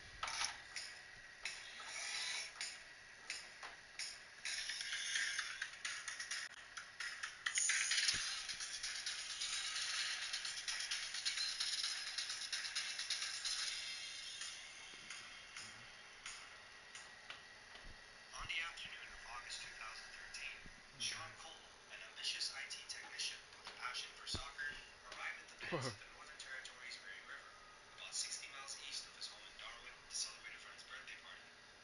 The Mary River is considered one of, if not the most, saltwater croc-infested waters in the country, and because of this, visitors are often greeted with blatant warnings. Look, take pictures, but stay out of the water. That is the very clear advice for tourists in this crocodile-infested corner of Australia. As the group enjoyed their birthday festivities, Sean and one of his friends, likely due to having downed a few too many drinks, abruptly decided to cool off in the river with a swim. As the pair slipped into the calm river waters, some friends from the party who gathered at the banks, as well as some other onlookers who lived not far away from the scene, watched them with a mix of awe and concern. No, man, it's definitely annoying that people are sneaking. Whereas more of them were likely aware of just how dangerous to swim in these waters really is. As the two young men made their way around the 80-meter stretch of river, the onlooker from the boat, who noticed the men shortly after they'd entered the water, thought he was in fact looking at 3 swimmers and not 2. However, he quickly realized just moments later that what he thought was a 3rd swimmer was casting a bow-shaped wave, similar to that of what a boat would. And before he could even process that this was a massive crocodile, the river's tranquil ambiance was suddenly shattered when the approximately 5-meter long or 16-foot long reptile exploded out of the water near Sean, gripped him in its jaws, and then pulled him underwater in what seemed like a blink of an eye, performing its infamous death roll shortly after doing so. As the screams of witnesses pierced the air, Sean's friend, who was swimming with him, then swam back to shore as fast as he could, realizing that he just escaped death by chance, after which he hurriedly informed the rest of his friends of the crocodile. Approximately 15 onlookers then gathered near the banks in hopes of catching a glimpse, at least, of Sean or the croc, and it wasn't long before they'd find both of them, as the croc's head then emerged out of the calm water with the lifeless Sean's body in its mouth, swimming away ominously in what seemed like a scene straight out of a horror movie. Now, as tragic as the fact that a life was lost is, I know what most of you are probably thinking. Sean and his friend were asking for it. And while I don't particularly disagree with this, I think it's important to consider that multiple accounts from friends and family indicated that Sean was the last person that they'd have expected to make such an ill-informed decision, highlighting the fact that this was completely out of character for him. There is a search underway this evening for a victim after a very rare attack there. A thorough search was thereafter conducted by Water Police, the Territory Response Group, Parks and Wildlife, and the Northern Territory Emergency Service around the area where Sean was attacked, and as is protocol in the event of such incidents, one large croc was killed to prevent a potential territorial attack on the search parties, which wasn't even the culprit croc, mind you, and not to mention 4 more large crocs were subsequently caught, killed, and cut open in an attempt to find Sean's remains, but to no avail. And it wasn't until weeks after the tragic incident that Sean's remains, as well as a dead crocodile said to be the culprit croc, were found floating next to each other in a patch of water around 200 meters from where the attack had initially occurred. This, of course, finally giving closure to Sean's grieving family.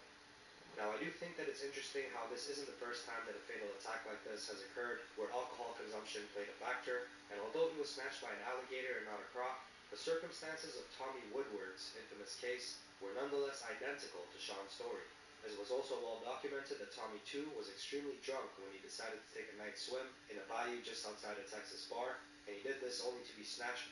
Once again, he was extremely drunk, and this happened in front of the eyes of his friend that he'd been swimming with, and just like Sean, it cost him his life. We covered that tragic case as well in the previous episode, which I will leave for you at the end screen of this video for those who missed it or are interested in knowing more details about it. And it's a super tragic case, but it's also extremely interesting and quite similar to this one. And I guess the main takeaway here is don't overdrink when you're near animals that can kill you or in their habitats. And I really think that that's the last place that anyone would want their inhibitions lowered, which in my opinion is common sense. If you found this episode interesting, then there are plenty more where that came from, unfortunately, because these are tragic cases, some of them, but nonetheless interesting, and I will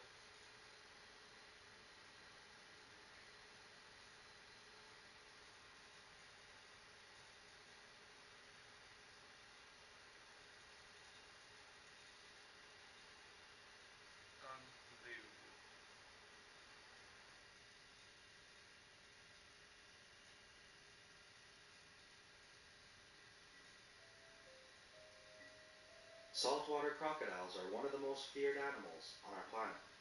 Not only are they the largest living reptiles in the world, but they're undoubtedly one of our planet's most formidable apex predators, and are also responsible for approximately 1,000 human fatalities per year.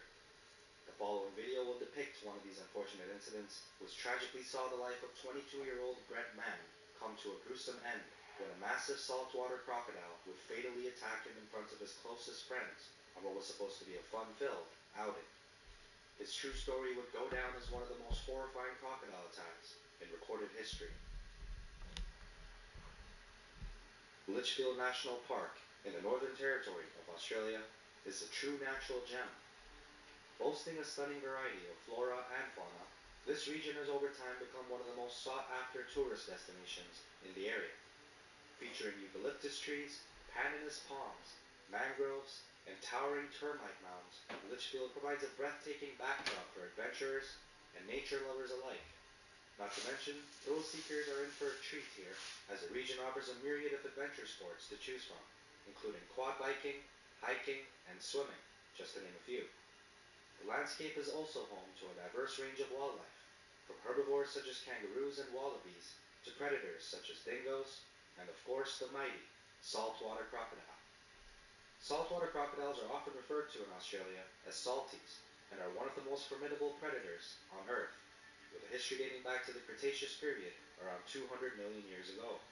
And as mentioned in the beginning of this episode, these spectacular creatures also possess a bite force that measures a whopping 3,700 pounds per square inch, a power unmatched in the animal kingdom.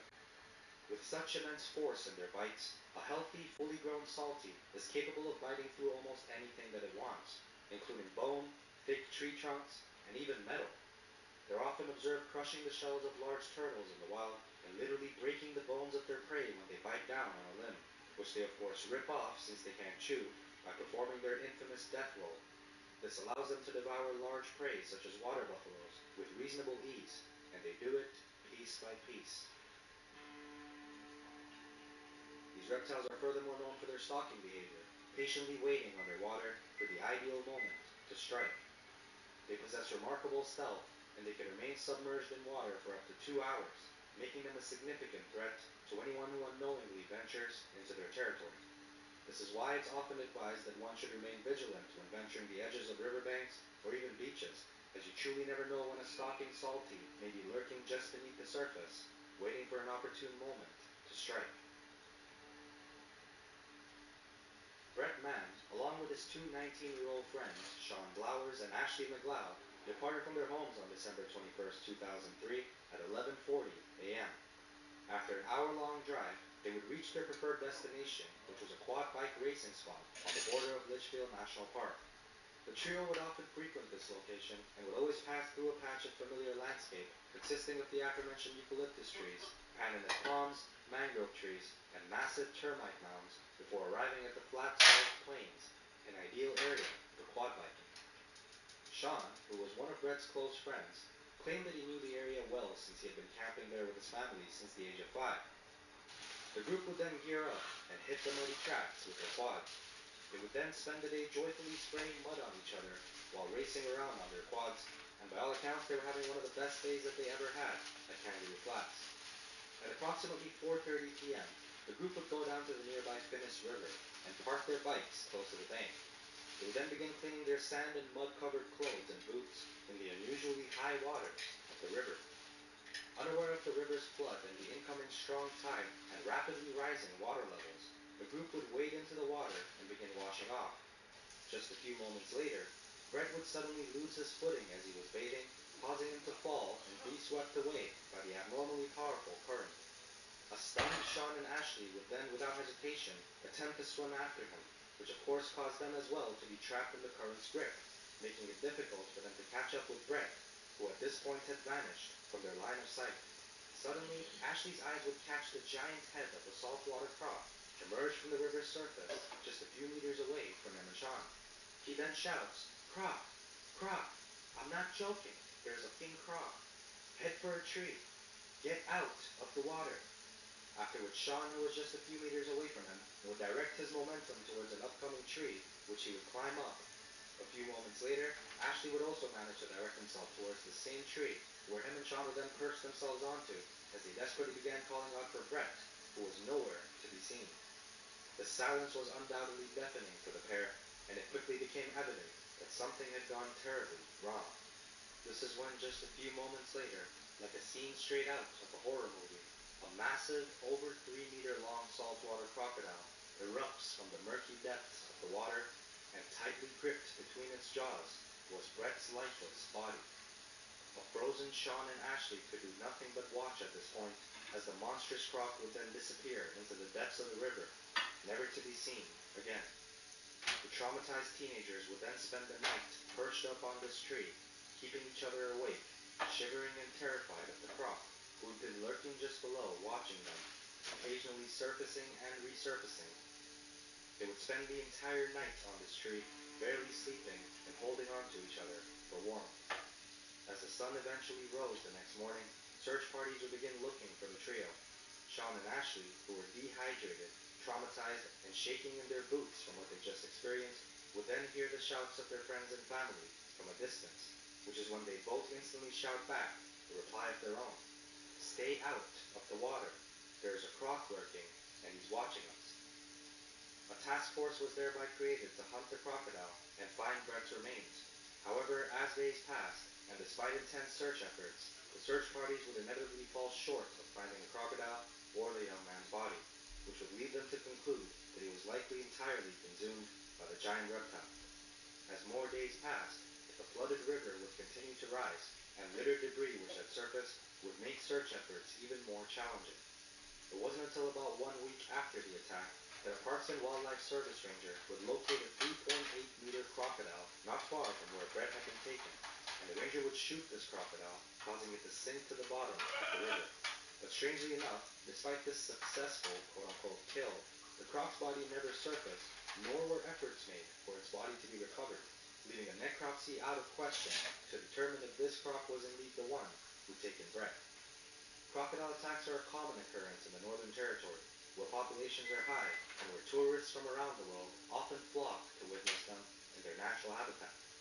In fact, one of the most popular tourist attractions in Australia is the jumping crocodile cruise, which entices crocodiles to leap out of the water by dangling pieces of meat off a boat. And despite the inherent risks of such activities, which inevitably cause these apex predators to associate food with humans, visitors till this day continue to not just tour these areas, but partake in these dangerous activities. Brett Mann's tragic passing had a profound influence on the community of Darwin, where the trio was from, with Ashley still grappling till this very day with the trauma of the ordeal. And Sean, who works for his family's business, is still so traumatized by the attack that he continues to this very day to advise customers to remove any inflatable crocodile toys from their pools before he arrives to clean them. Brett's parents have since divorced and moved away from Darwin, but every year, his family, along with Ashley, Sean, and a few more friends, religiously gather at the site where he passed away to pay tribute to him by sharing fond memories, playing music, and enjoying a barbecue and drinks in his honor. This story till this very day serves as a stark reminder of the risks that come into venturing into the wilderness, and most notably, the importance of taking the right precautions when doing so. If this episode piqued your interest, then our previous episode about a man that was dragged from his bed by a clan of hyenas and tragically eaten alive is likely to do the same. You can find it on the end screen of this video.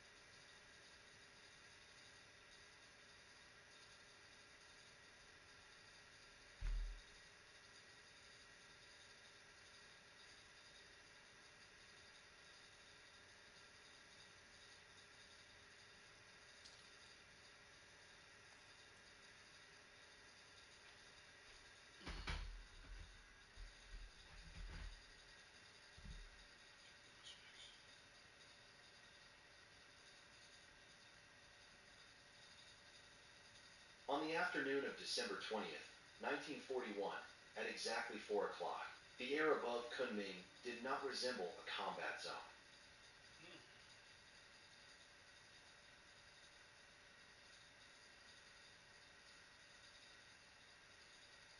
What would really happen if you did a plank every single day for just 60 seconds? No gym, no equipment, just your body and 1 minute. Planking has become one of the most powerful body weight exercises in the fitness world. Not because it's trendy, but because it works. And if you're short on time, this might be the smartest exercise you can do daily. Here's exactly what happens to your body when you plank for 1 minute every day. First, a stronger, safer back. When done correctly, planks strengthen the muscles that support your spine without putting pressure on your hips or lower back. This significantly reduces the risk of back injuries, eases existing pain, and improves your posture while sitting and walking. Second, real core definition. Planks activate every major core muscle: abs, obliques, and deep stabilizers. That's why many fitness experts consider planks more effective than crunches for building visible abs. And as your core gets stronger, so does your performance in other exercises like squats and deadlifts. Bonus for women, planks also help activate and strengthen the glutes. Third, a faster metabolism. Planks are a compound exercise, meaning multiple muscle groups work at the same time. This leads to higher calorie burn compared to isolated ab exercises. More muscle activation equals more calories burned, even at rest. Fourth, better balance and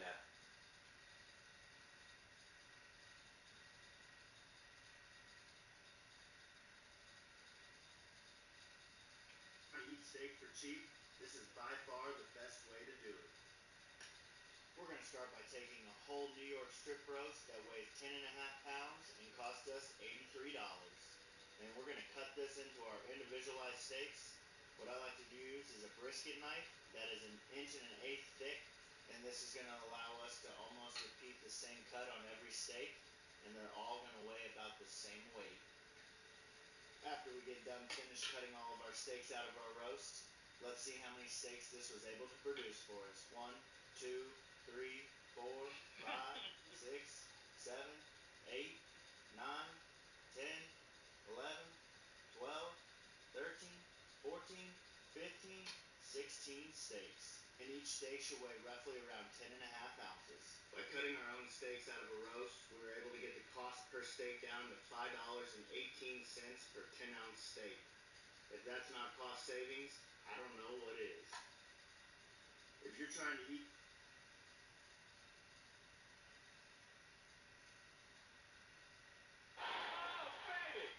came out on fire, hit 5 out of his first 5 shots. No, this is a very red district. Here's Michael. This time he crosses over, goes right through the...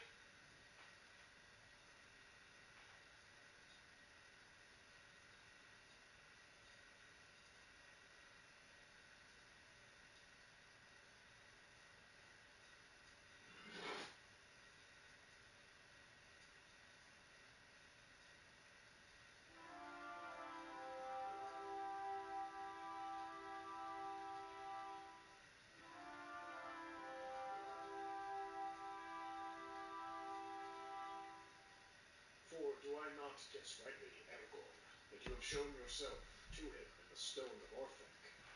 I did so ere I rode from the Hornburg, answered Aragorn. I deemed that the time was ripe, and that the stone had come to me for just such a purpose. Too seldom has he been challenged since he returned to his tower. Hey everyone, Voicely here, and I hope you all are doing well, wherever you are in Middle-earth. Today we are looking at a topic that I've seen friends of this channel cover in the past, and I thought I would take my attempt at it. Shout out to Nerd of the Rings and Indeed Geek for their videos on the matter. Full disclaimer, I haven't seen their videos on this topic as to not be swayed by them and to truly offer my own opinions on them, so I hope to add those and new elements here as much as I can, as per usual with my videos.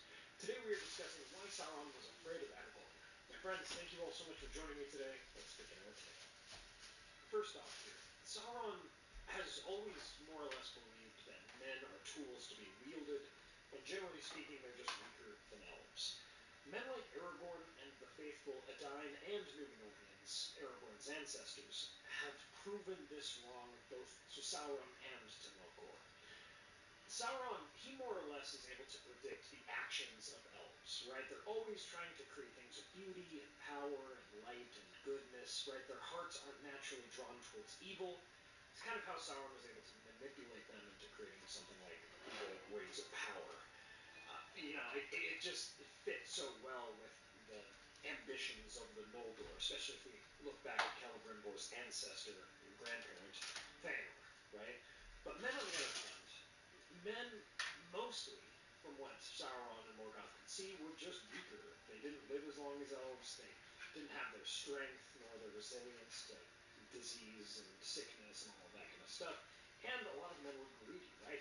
Some were drawn to evil, some were not. And perhaps you could tempt men with wealth or with promises of power or land.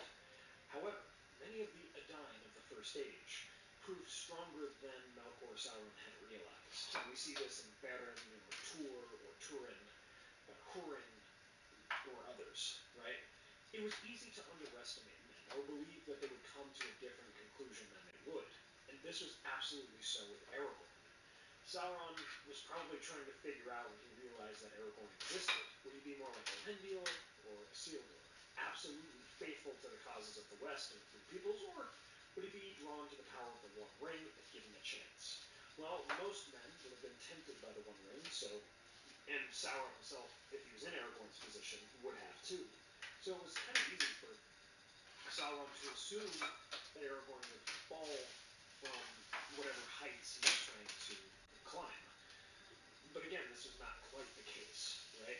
It truly was the unpredictable nature of Aragorn and his fate, his doom, that drove Sauron towards fear. Would he be more like this Ar-Pharazôn, who, yes, Sauron corrupted, but it is important to remember that Ar-Pharazôn, before that, even defeated Sauron, or at least drove Sauron to not even try to resist the Numenoreans, right?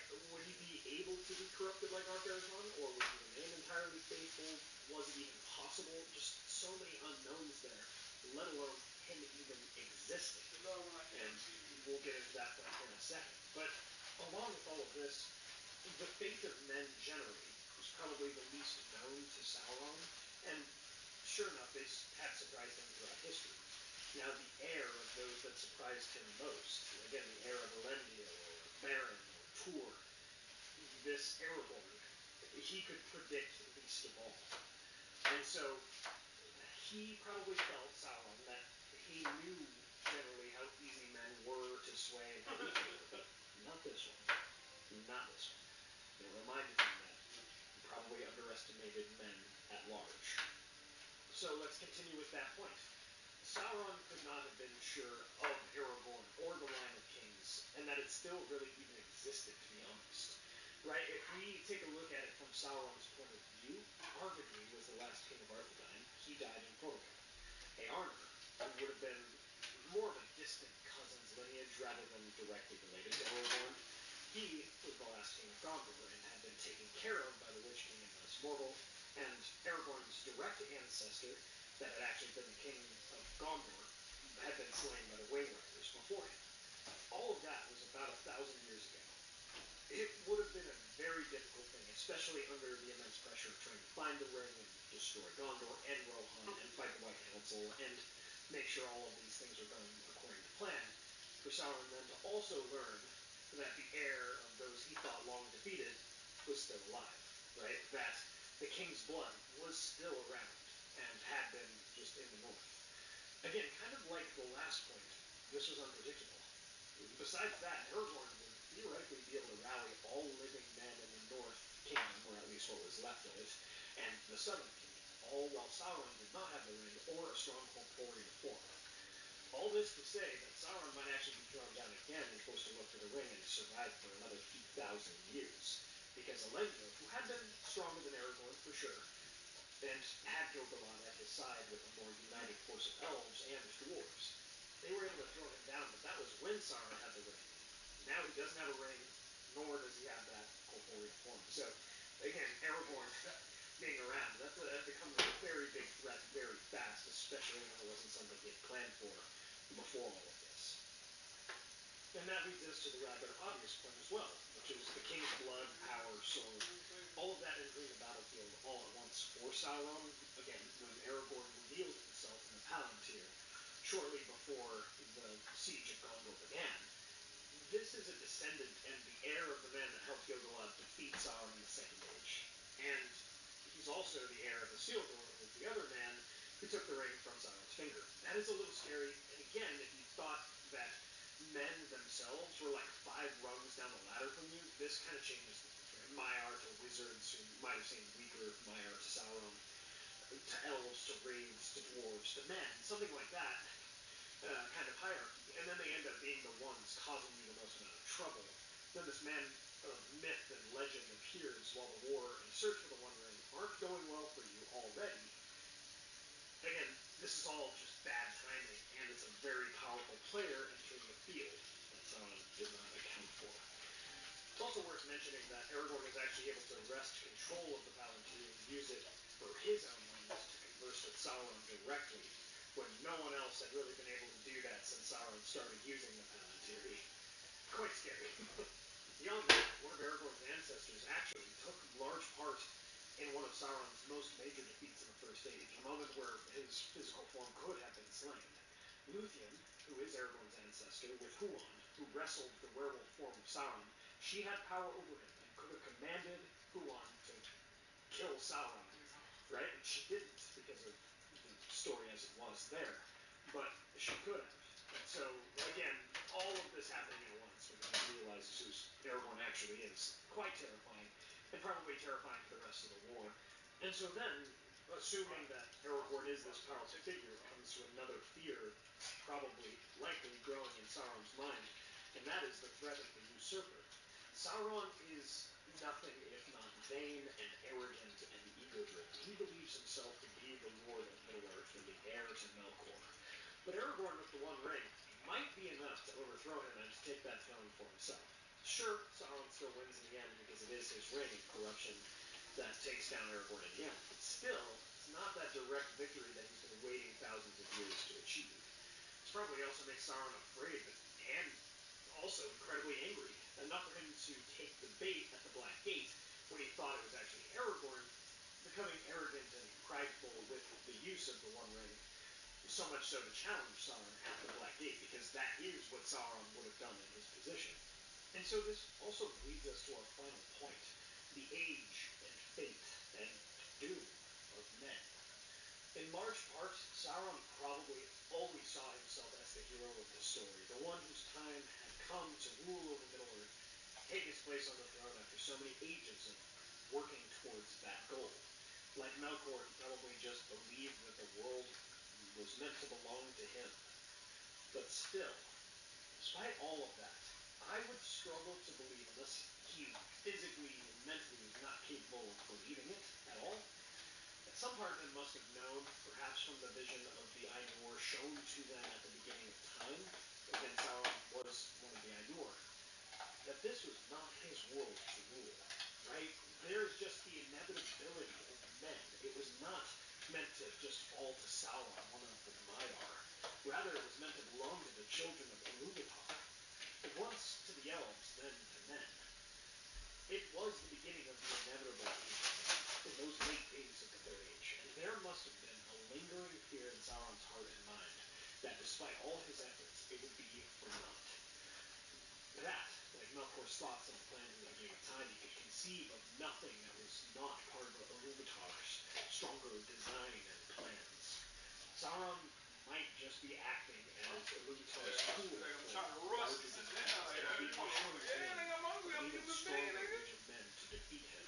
Sauron is not making men weaker through his actions, but stronger, particularly by giving the Harbinger and King of the Age of Men his moment to shine and potentially defeat Sauron. It was inevitable, and I do wonder if Sauron kind of felt or realized that at all when he discovered that Aragorn walked onto the scene. Thus, from the time that Aragorn revealed himself in the Palantir, all the way to Sauron's defeat, the Dark Lord had so many reasons to actually be afraid of Aragorn. He stood for everything Sauron hated and feared about the children of Ilúvatar.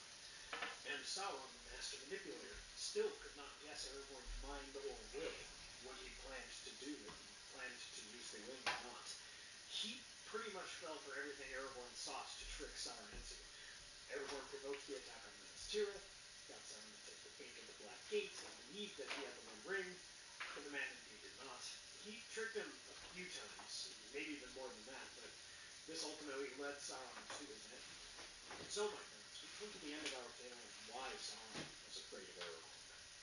From this tale, we must remember that we are the race of men.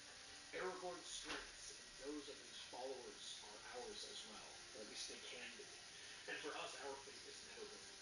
We must aspire to rise, to be the best, most virtuous, humble, strong, and compassionate of our kind to have lived, and give evil a reason to fear us. Thank you all for watching this video on why Sauron was afraid of Aragorn. I hope you enjoyed it. Let me know your thoughts on it. Please subscribe, share this with a friend. Do let me know what you think of why Sauron was afraid of Aragorn. I'm very curious to hear your thoughts in the comments below. If you'd like to support the channel, check out Castle Con's Daily Game Merchandise and use that code. Hey everyone, tonight we begin with 5 wars that nearly brought down the greatest dynasty Westeros had ever known. The Blackfire Rebellions, a century of civil war where brother fought brother, where dragons fell from the sky, and where the very meaning of legitimacy was written in blood and fire. This is the story of bastards who dared to claim thrones, of kings who watched their kingdoms burn, of a realm that tore itself apart over a single question: who has the right to rule? From the moment Aegon IV drew his dying breath and legitimized his bastards, to the final clash of steel at the Stepstones, where the last Blackfire pretender fell, these 5 rebellions would reshape the 7 kingdoms forever. So, before you get comfortable, take a moment to like the video and subscribe, but only if you genuinely enjoy what I do here. And let me know in the comments where you're tuning in from and what time it is for you. It's always fascinating to see who's joining us from around the world. Now dim the lights, maybe turn on a fan for that soft background. Hum, get into your blanket, and let's ease into tonight's journey together. But first, let me share something that will haunt you through this entire story. In a torchlit chamber deep within the Red Keep, a dying king makes a decision that will cost the realm 100,000 lives. Aegon IV, called the Unworthy, lies on his deathbed, and with his final royal decree, he legitimizes every bastard he ever fathered, every single one. His queen weeps, his heir Daeron falls silent, knowing what this means. But across the kingdom, a bastard named Daemon Blackfire places his hand on a sword.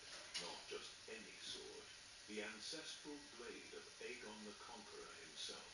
Blackfire, Dark Sister's twin, a weapon that has never known defeat.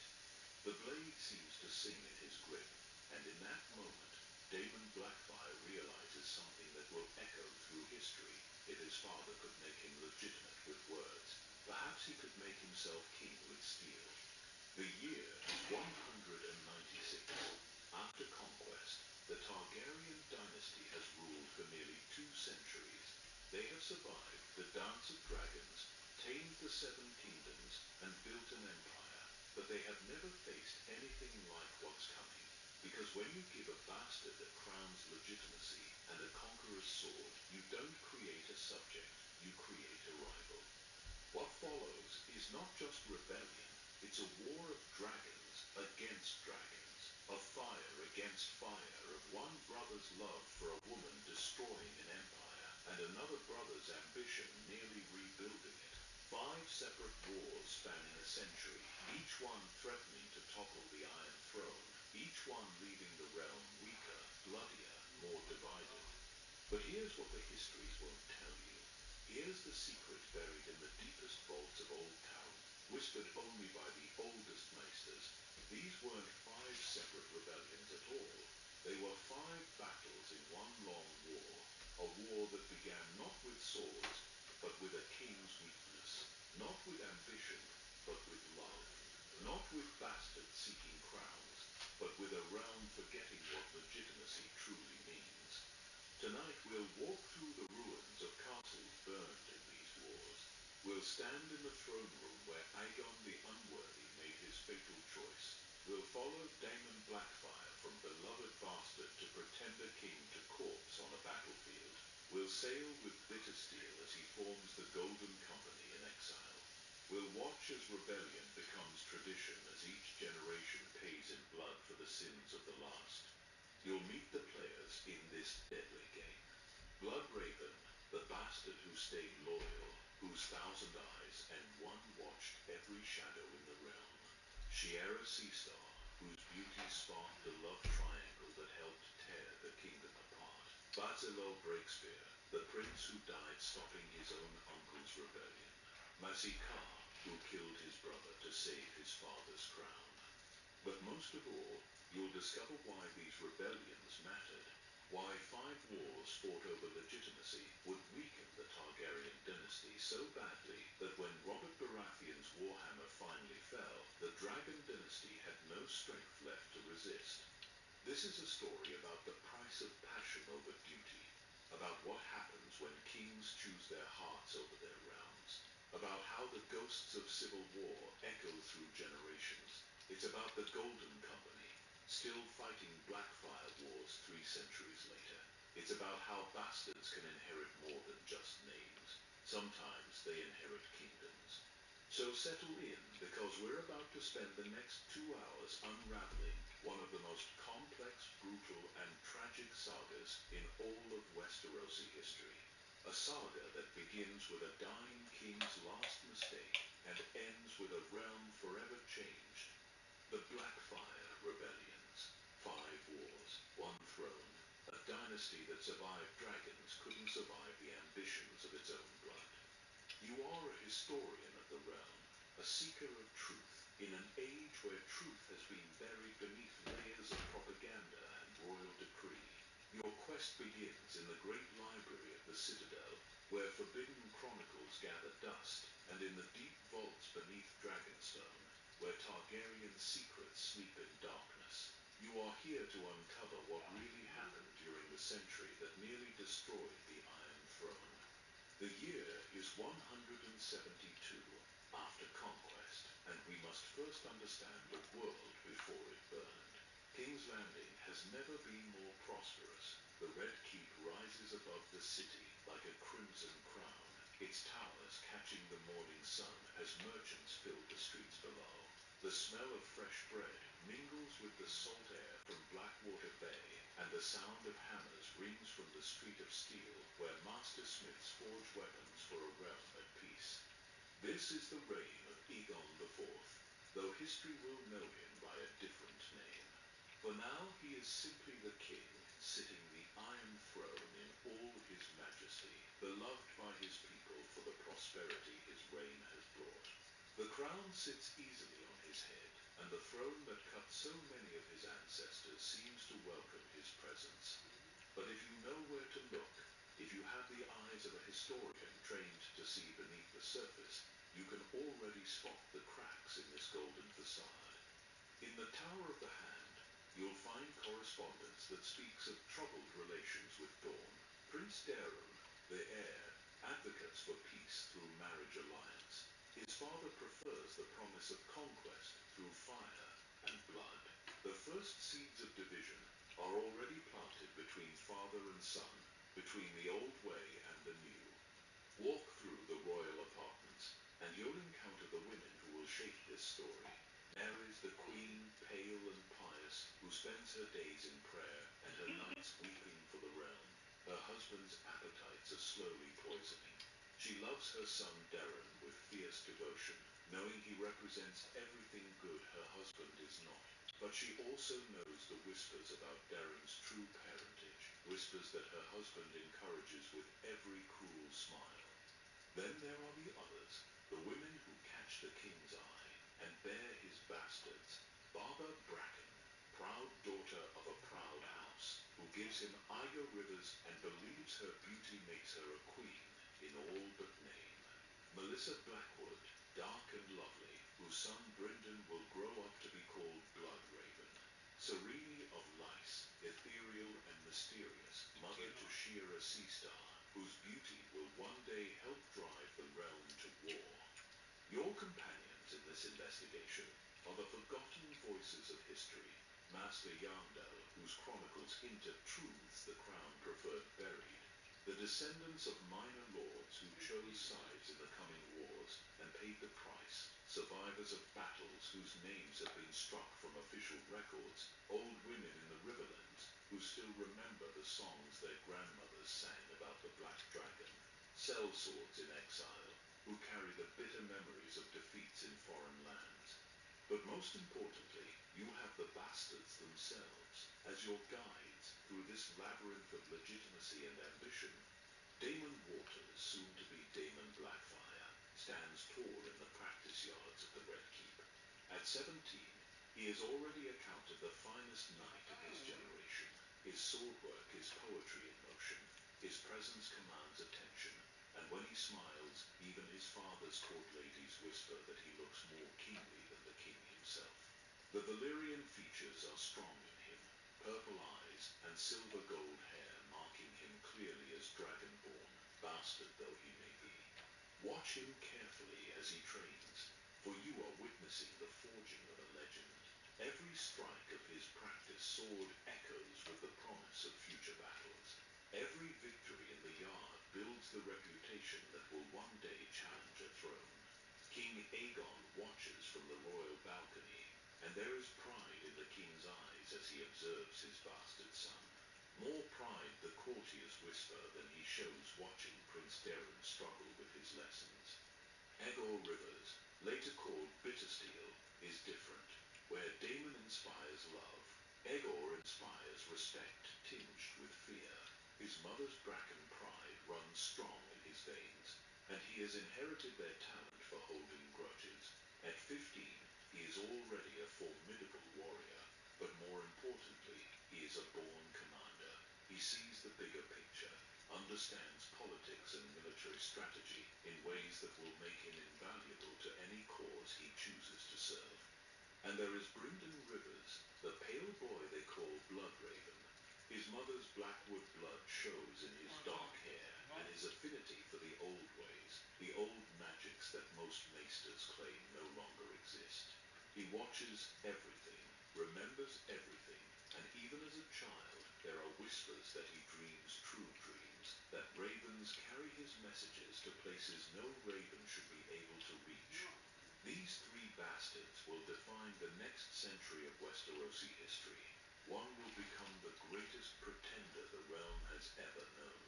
One will forge the most feared mercenary company in Essos, and one will become the most powerful spy master in the kingdom's history, the man who will hold the realm together even as it threatens to tear itself apart. But there is one more figure you must understand before this story can truly begin. She is the woman who will inspire the great love triangle that helped drive the realm to civil war. Shiera Seastar, daughter of Cyrene of Lys, blessed with beauty so otherworldly that poets will write of it for centuries. She is still a child when our story begins, but already you can see the woman she will become. The woman who will have both Bloodraven and Bittersteel competing for her affections, their rivalry adding personal venom to political rebellion. As your investigation deepens, you begin to understand that what you're uncovering is not just a political story, but a deeply personal one. Every major decision in the coming wars will be shaped by family bonds, by love turned to hatred, by the peculiar dynamics that arise when bastards and true-born children grow up together in the same household. The Red Keep itself becomes your primary source document. In its stones you can read the story of a dynasty's slow collapse, the throne room, where Aegon will make his fatal deathbed decree, the royal apartments where Prince Darien will pace the floor, knowing that his father's legitimization of his bastard brothers has made his own reign infinitely more difficult, the yard where young knights practice the sword work that will soon be turned against each other. This is the world on the edge of transformation, a realm where the old certainties are about to give way to a century of chaos. Your role as historical investigator is to understand not just what happened, but why it was inevitable from the moment Aegon IV chose his desires over his dynasty's stability. The stage is set, the players are taking their positions, and in the distance you can almost hear the first whispers of the storm that is coming to tear the realm apart. The transformation of Damon Waters from beloved bastard to dangerous pretender didn't happen overnight. It began with a gift that would change the course of history. In the great hall of the Red Keep, surrounded by the most powerful lords of Westeros, King Aegon IV made a decision that seemed generous at the time, but would prove catastrophic in hindsight. He took the ancestral sword of his house, the blade carried by Aegon the Conqueror himself, and placed it in the hands of his bastard son. The moment Daemon's fingers closed around Blackfire's leather-wrapped hilt, something fundamental shifted in the balance of power within the realm. Blackfire wasn't just any sword, forged in the Dragonlord's fires of old Valyria. It had tasted the blood of kings and shaped the destiny of nations. For 3 centuries, it had been the symbol of Targaryen authority, passed from king to heir in an unbroken line, until now. The court watched in stunned silence as the king smiled at his bastard son. Some later claimed they could see the future in that moment, could sense the coming storm in the way the sword seemed to belong in Daemon's hand.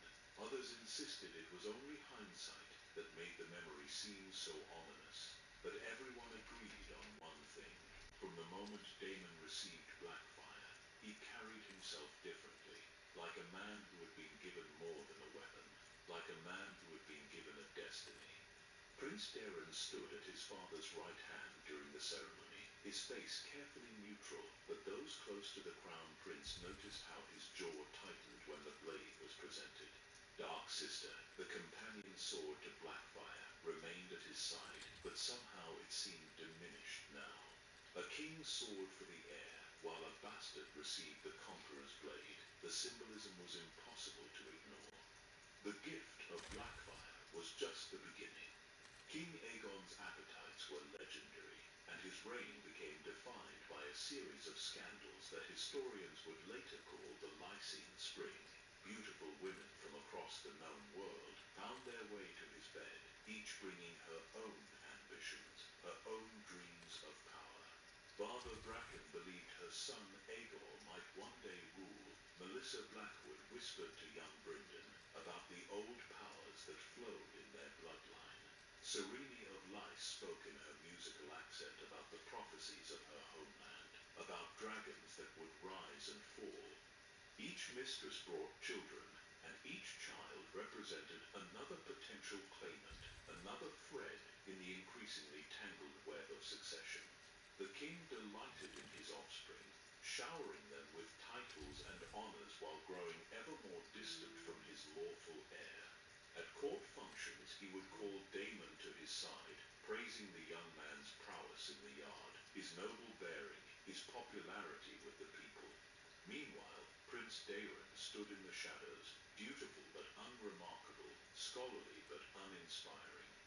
The nobles began to choose sides even before there were official sides to choose. Those who favored the old ways, who believed in the sanctity of marriage and legitimate succession, quietly aligned themselves with Prince Daeron. But others, particularly the younger generation of knights who had grown up watching Daeron's meteoric rise, began to whisper that perhaps blood mattered more than birth order. Perhaps the strongest should rule, regardless of whether their parents had spoken vows before a septon. The whispers grew louder when Daemon began winning every tournament he entered. His skill with Blackfire became the stuff of legend. He would ride into the lists like something out of the Age of Heroes, silver hair streaming behind him, the ancient sword gleaming in the sunlight. No knight could stand against him. No challenger could match his combination of strength, speed, and tactical brilliance. With each victory, his reputation grew, and with his reputation, his implicit claim to something greater than bastardry. But tournaments were just the beginning. When raiders struck the borderlands, Daemon led the response. When pirates threatened merchant shipping, Daemon took command of the royal fleet. Each military success added another story to his growing legend, another reason for ambitious lords to consider what might happen if this brilliant bastard were ever to press a claim to his father's throne. The king encouraged it all, whether from genuine pride in his son's accomplishments or from some deeper desire to torment his lawful heir. Aegon made no secret of his preference for Daemon over Daeron. At feasts he would toast his bastard's victories, while barely acknowledging his heir's presence. In council meetings, he would seek Daemon's opinion on military matters, while dismissing Daeron's more cautious counsel. Queen Nerys watched these developments with growing alarm. A deeply pious woman, she understood better than most what her husband's favoritism was doing to the stability of the realm. She tried to counsel restraint, tried to remind the king that his actions were creating dangerous precedents. But Aegon dismissed her concerns with the casual cruelty that had defined their marriage. What did she know of ruling? He asked. What did any woman understand about the hard choices that kings must make? The queen's isolation only deepened her relationship with her son. Prince Daeron became her confidant and her hope for the future. Together they would discuss the reforms the realm needed, the policies that might heal the divisions his father was creating. Daeron dreamed of peace with Dawn, of bringing the last independent kingdom into the Seven Kingdoms through marriage rather than conquest. He envisioned a reign based on justice and mercy rather than the caprice and excess that had marked his father's rule. But dreams of peaceful succession began to seem naive as Daemon's star continued to rise. The bastard prince, as courtiers had begun calling him, was accumulating not just military victories, but political allies. Houses that had suffered under royal displeasure found themselves favored when Daemon interceded on their behalf. Knights seeking advancement discovered that service to Daemon opened doors that service to Daemon did not. The most troubling development came in the form of ancient prophecies and mysterious omens that various court wizards and hedge witches claimed supported Daemon's cause. Old texts were discovered, or perhaps forged, that spoke of a black dragon that would save the realm from fire. Dreams were reported, carefully circulated among the superstitious, that showed Daemon sitting the Iron Throne with Blackfire across his knees. Serene Alyss, mother of the beautiful Shiera Sea Star, was particularly gifted at spreading such tales. Her exotic beauty and foreign mystique lent credibility to her claims about prophetic visions. She spoke of reading the flames and seeing a great war coming, a war that would determine whether the realm would be ruled by the weak or the strong.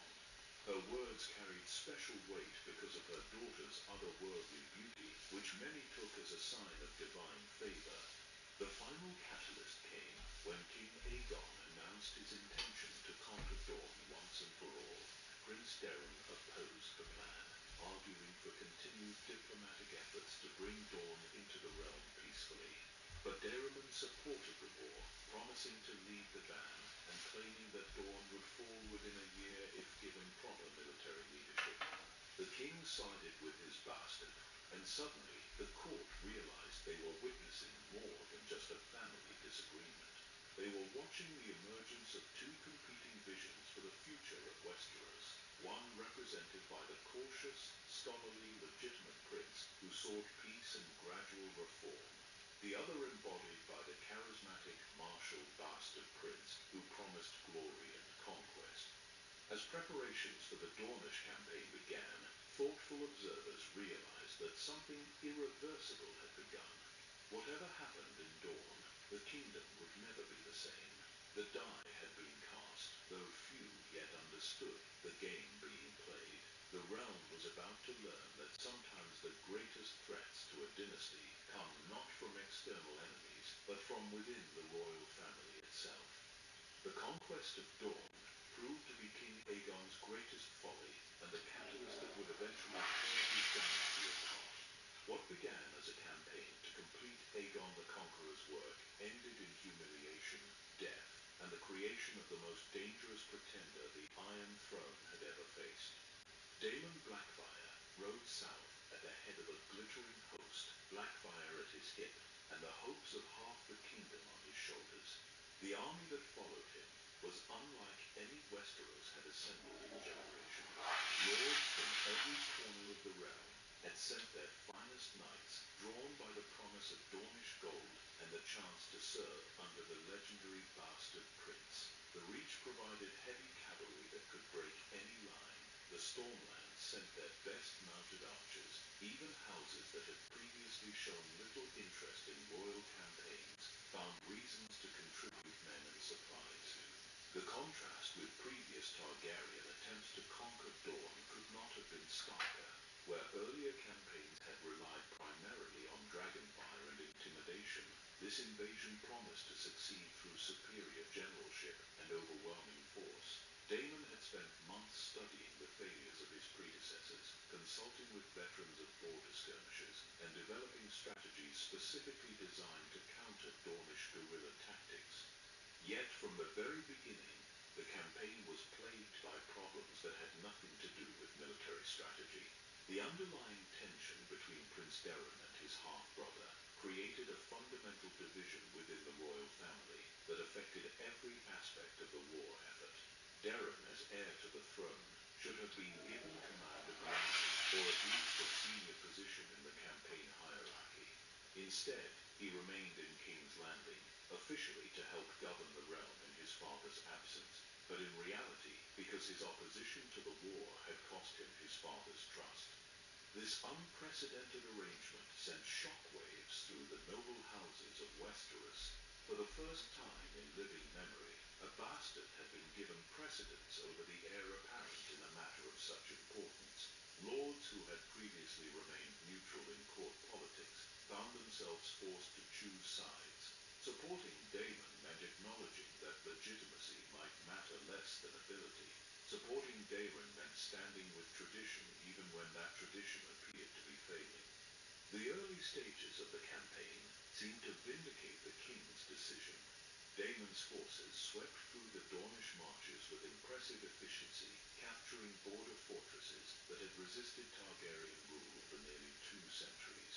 His tactical innovations proved devastatingly effective against traditional Dornish defensive strategies, where previous invasions had bogged down in lengthy sieges of mountain castles. Daemon bypassed the strongest fortifications and struck directly at the economic infrastructure that supported Dornish resistance. But the Dornish, led by Prince Corin Martell, were learning too. They allowed the invaders to penetrate deep into their territory while carefully avoiding major battles.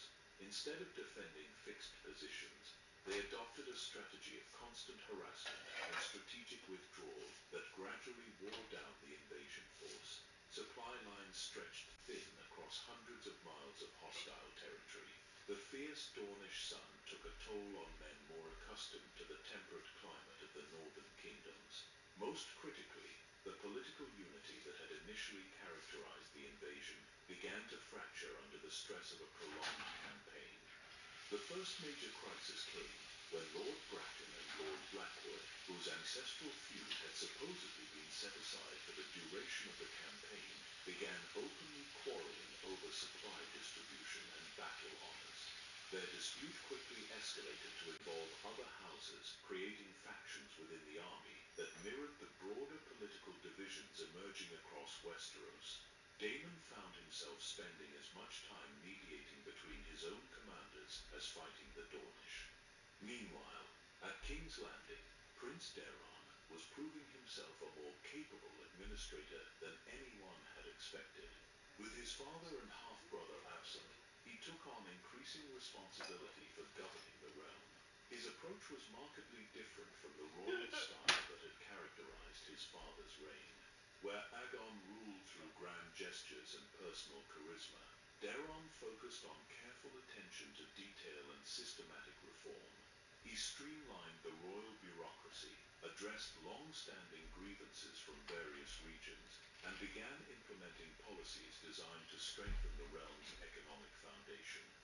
Most significantly, Daeron opened secret negotiations with Dornish representatives, seeking a diplomatic solution to the conflict that was draining the royal treasury and costing thousands of lives.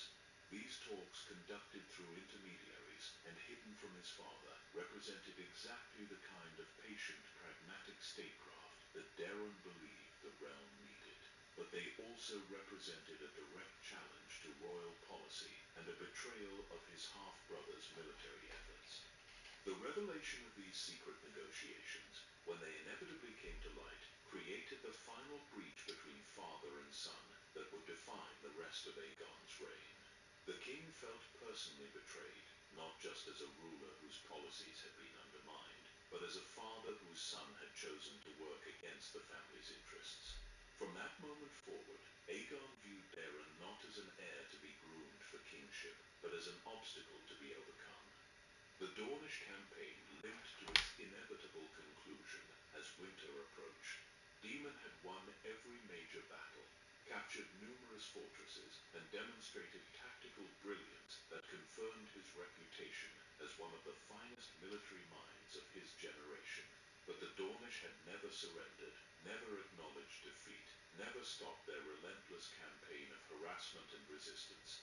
The invasion force that returned to King's Landing was a fraction of its original size, depleted by casualties, desertion, and disease. More importantly, the campaign had fundamentally altered the political landscape of Westeros. Daemon returned as a hero to those who supported aggressive monarchy and military glory.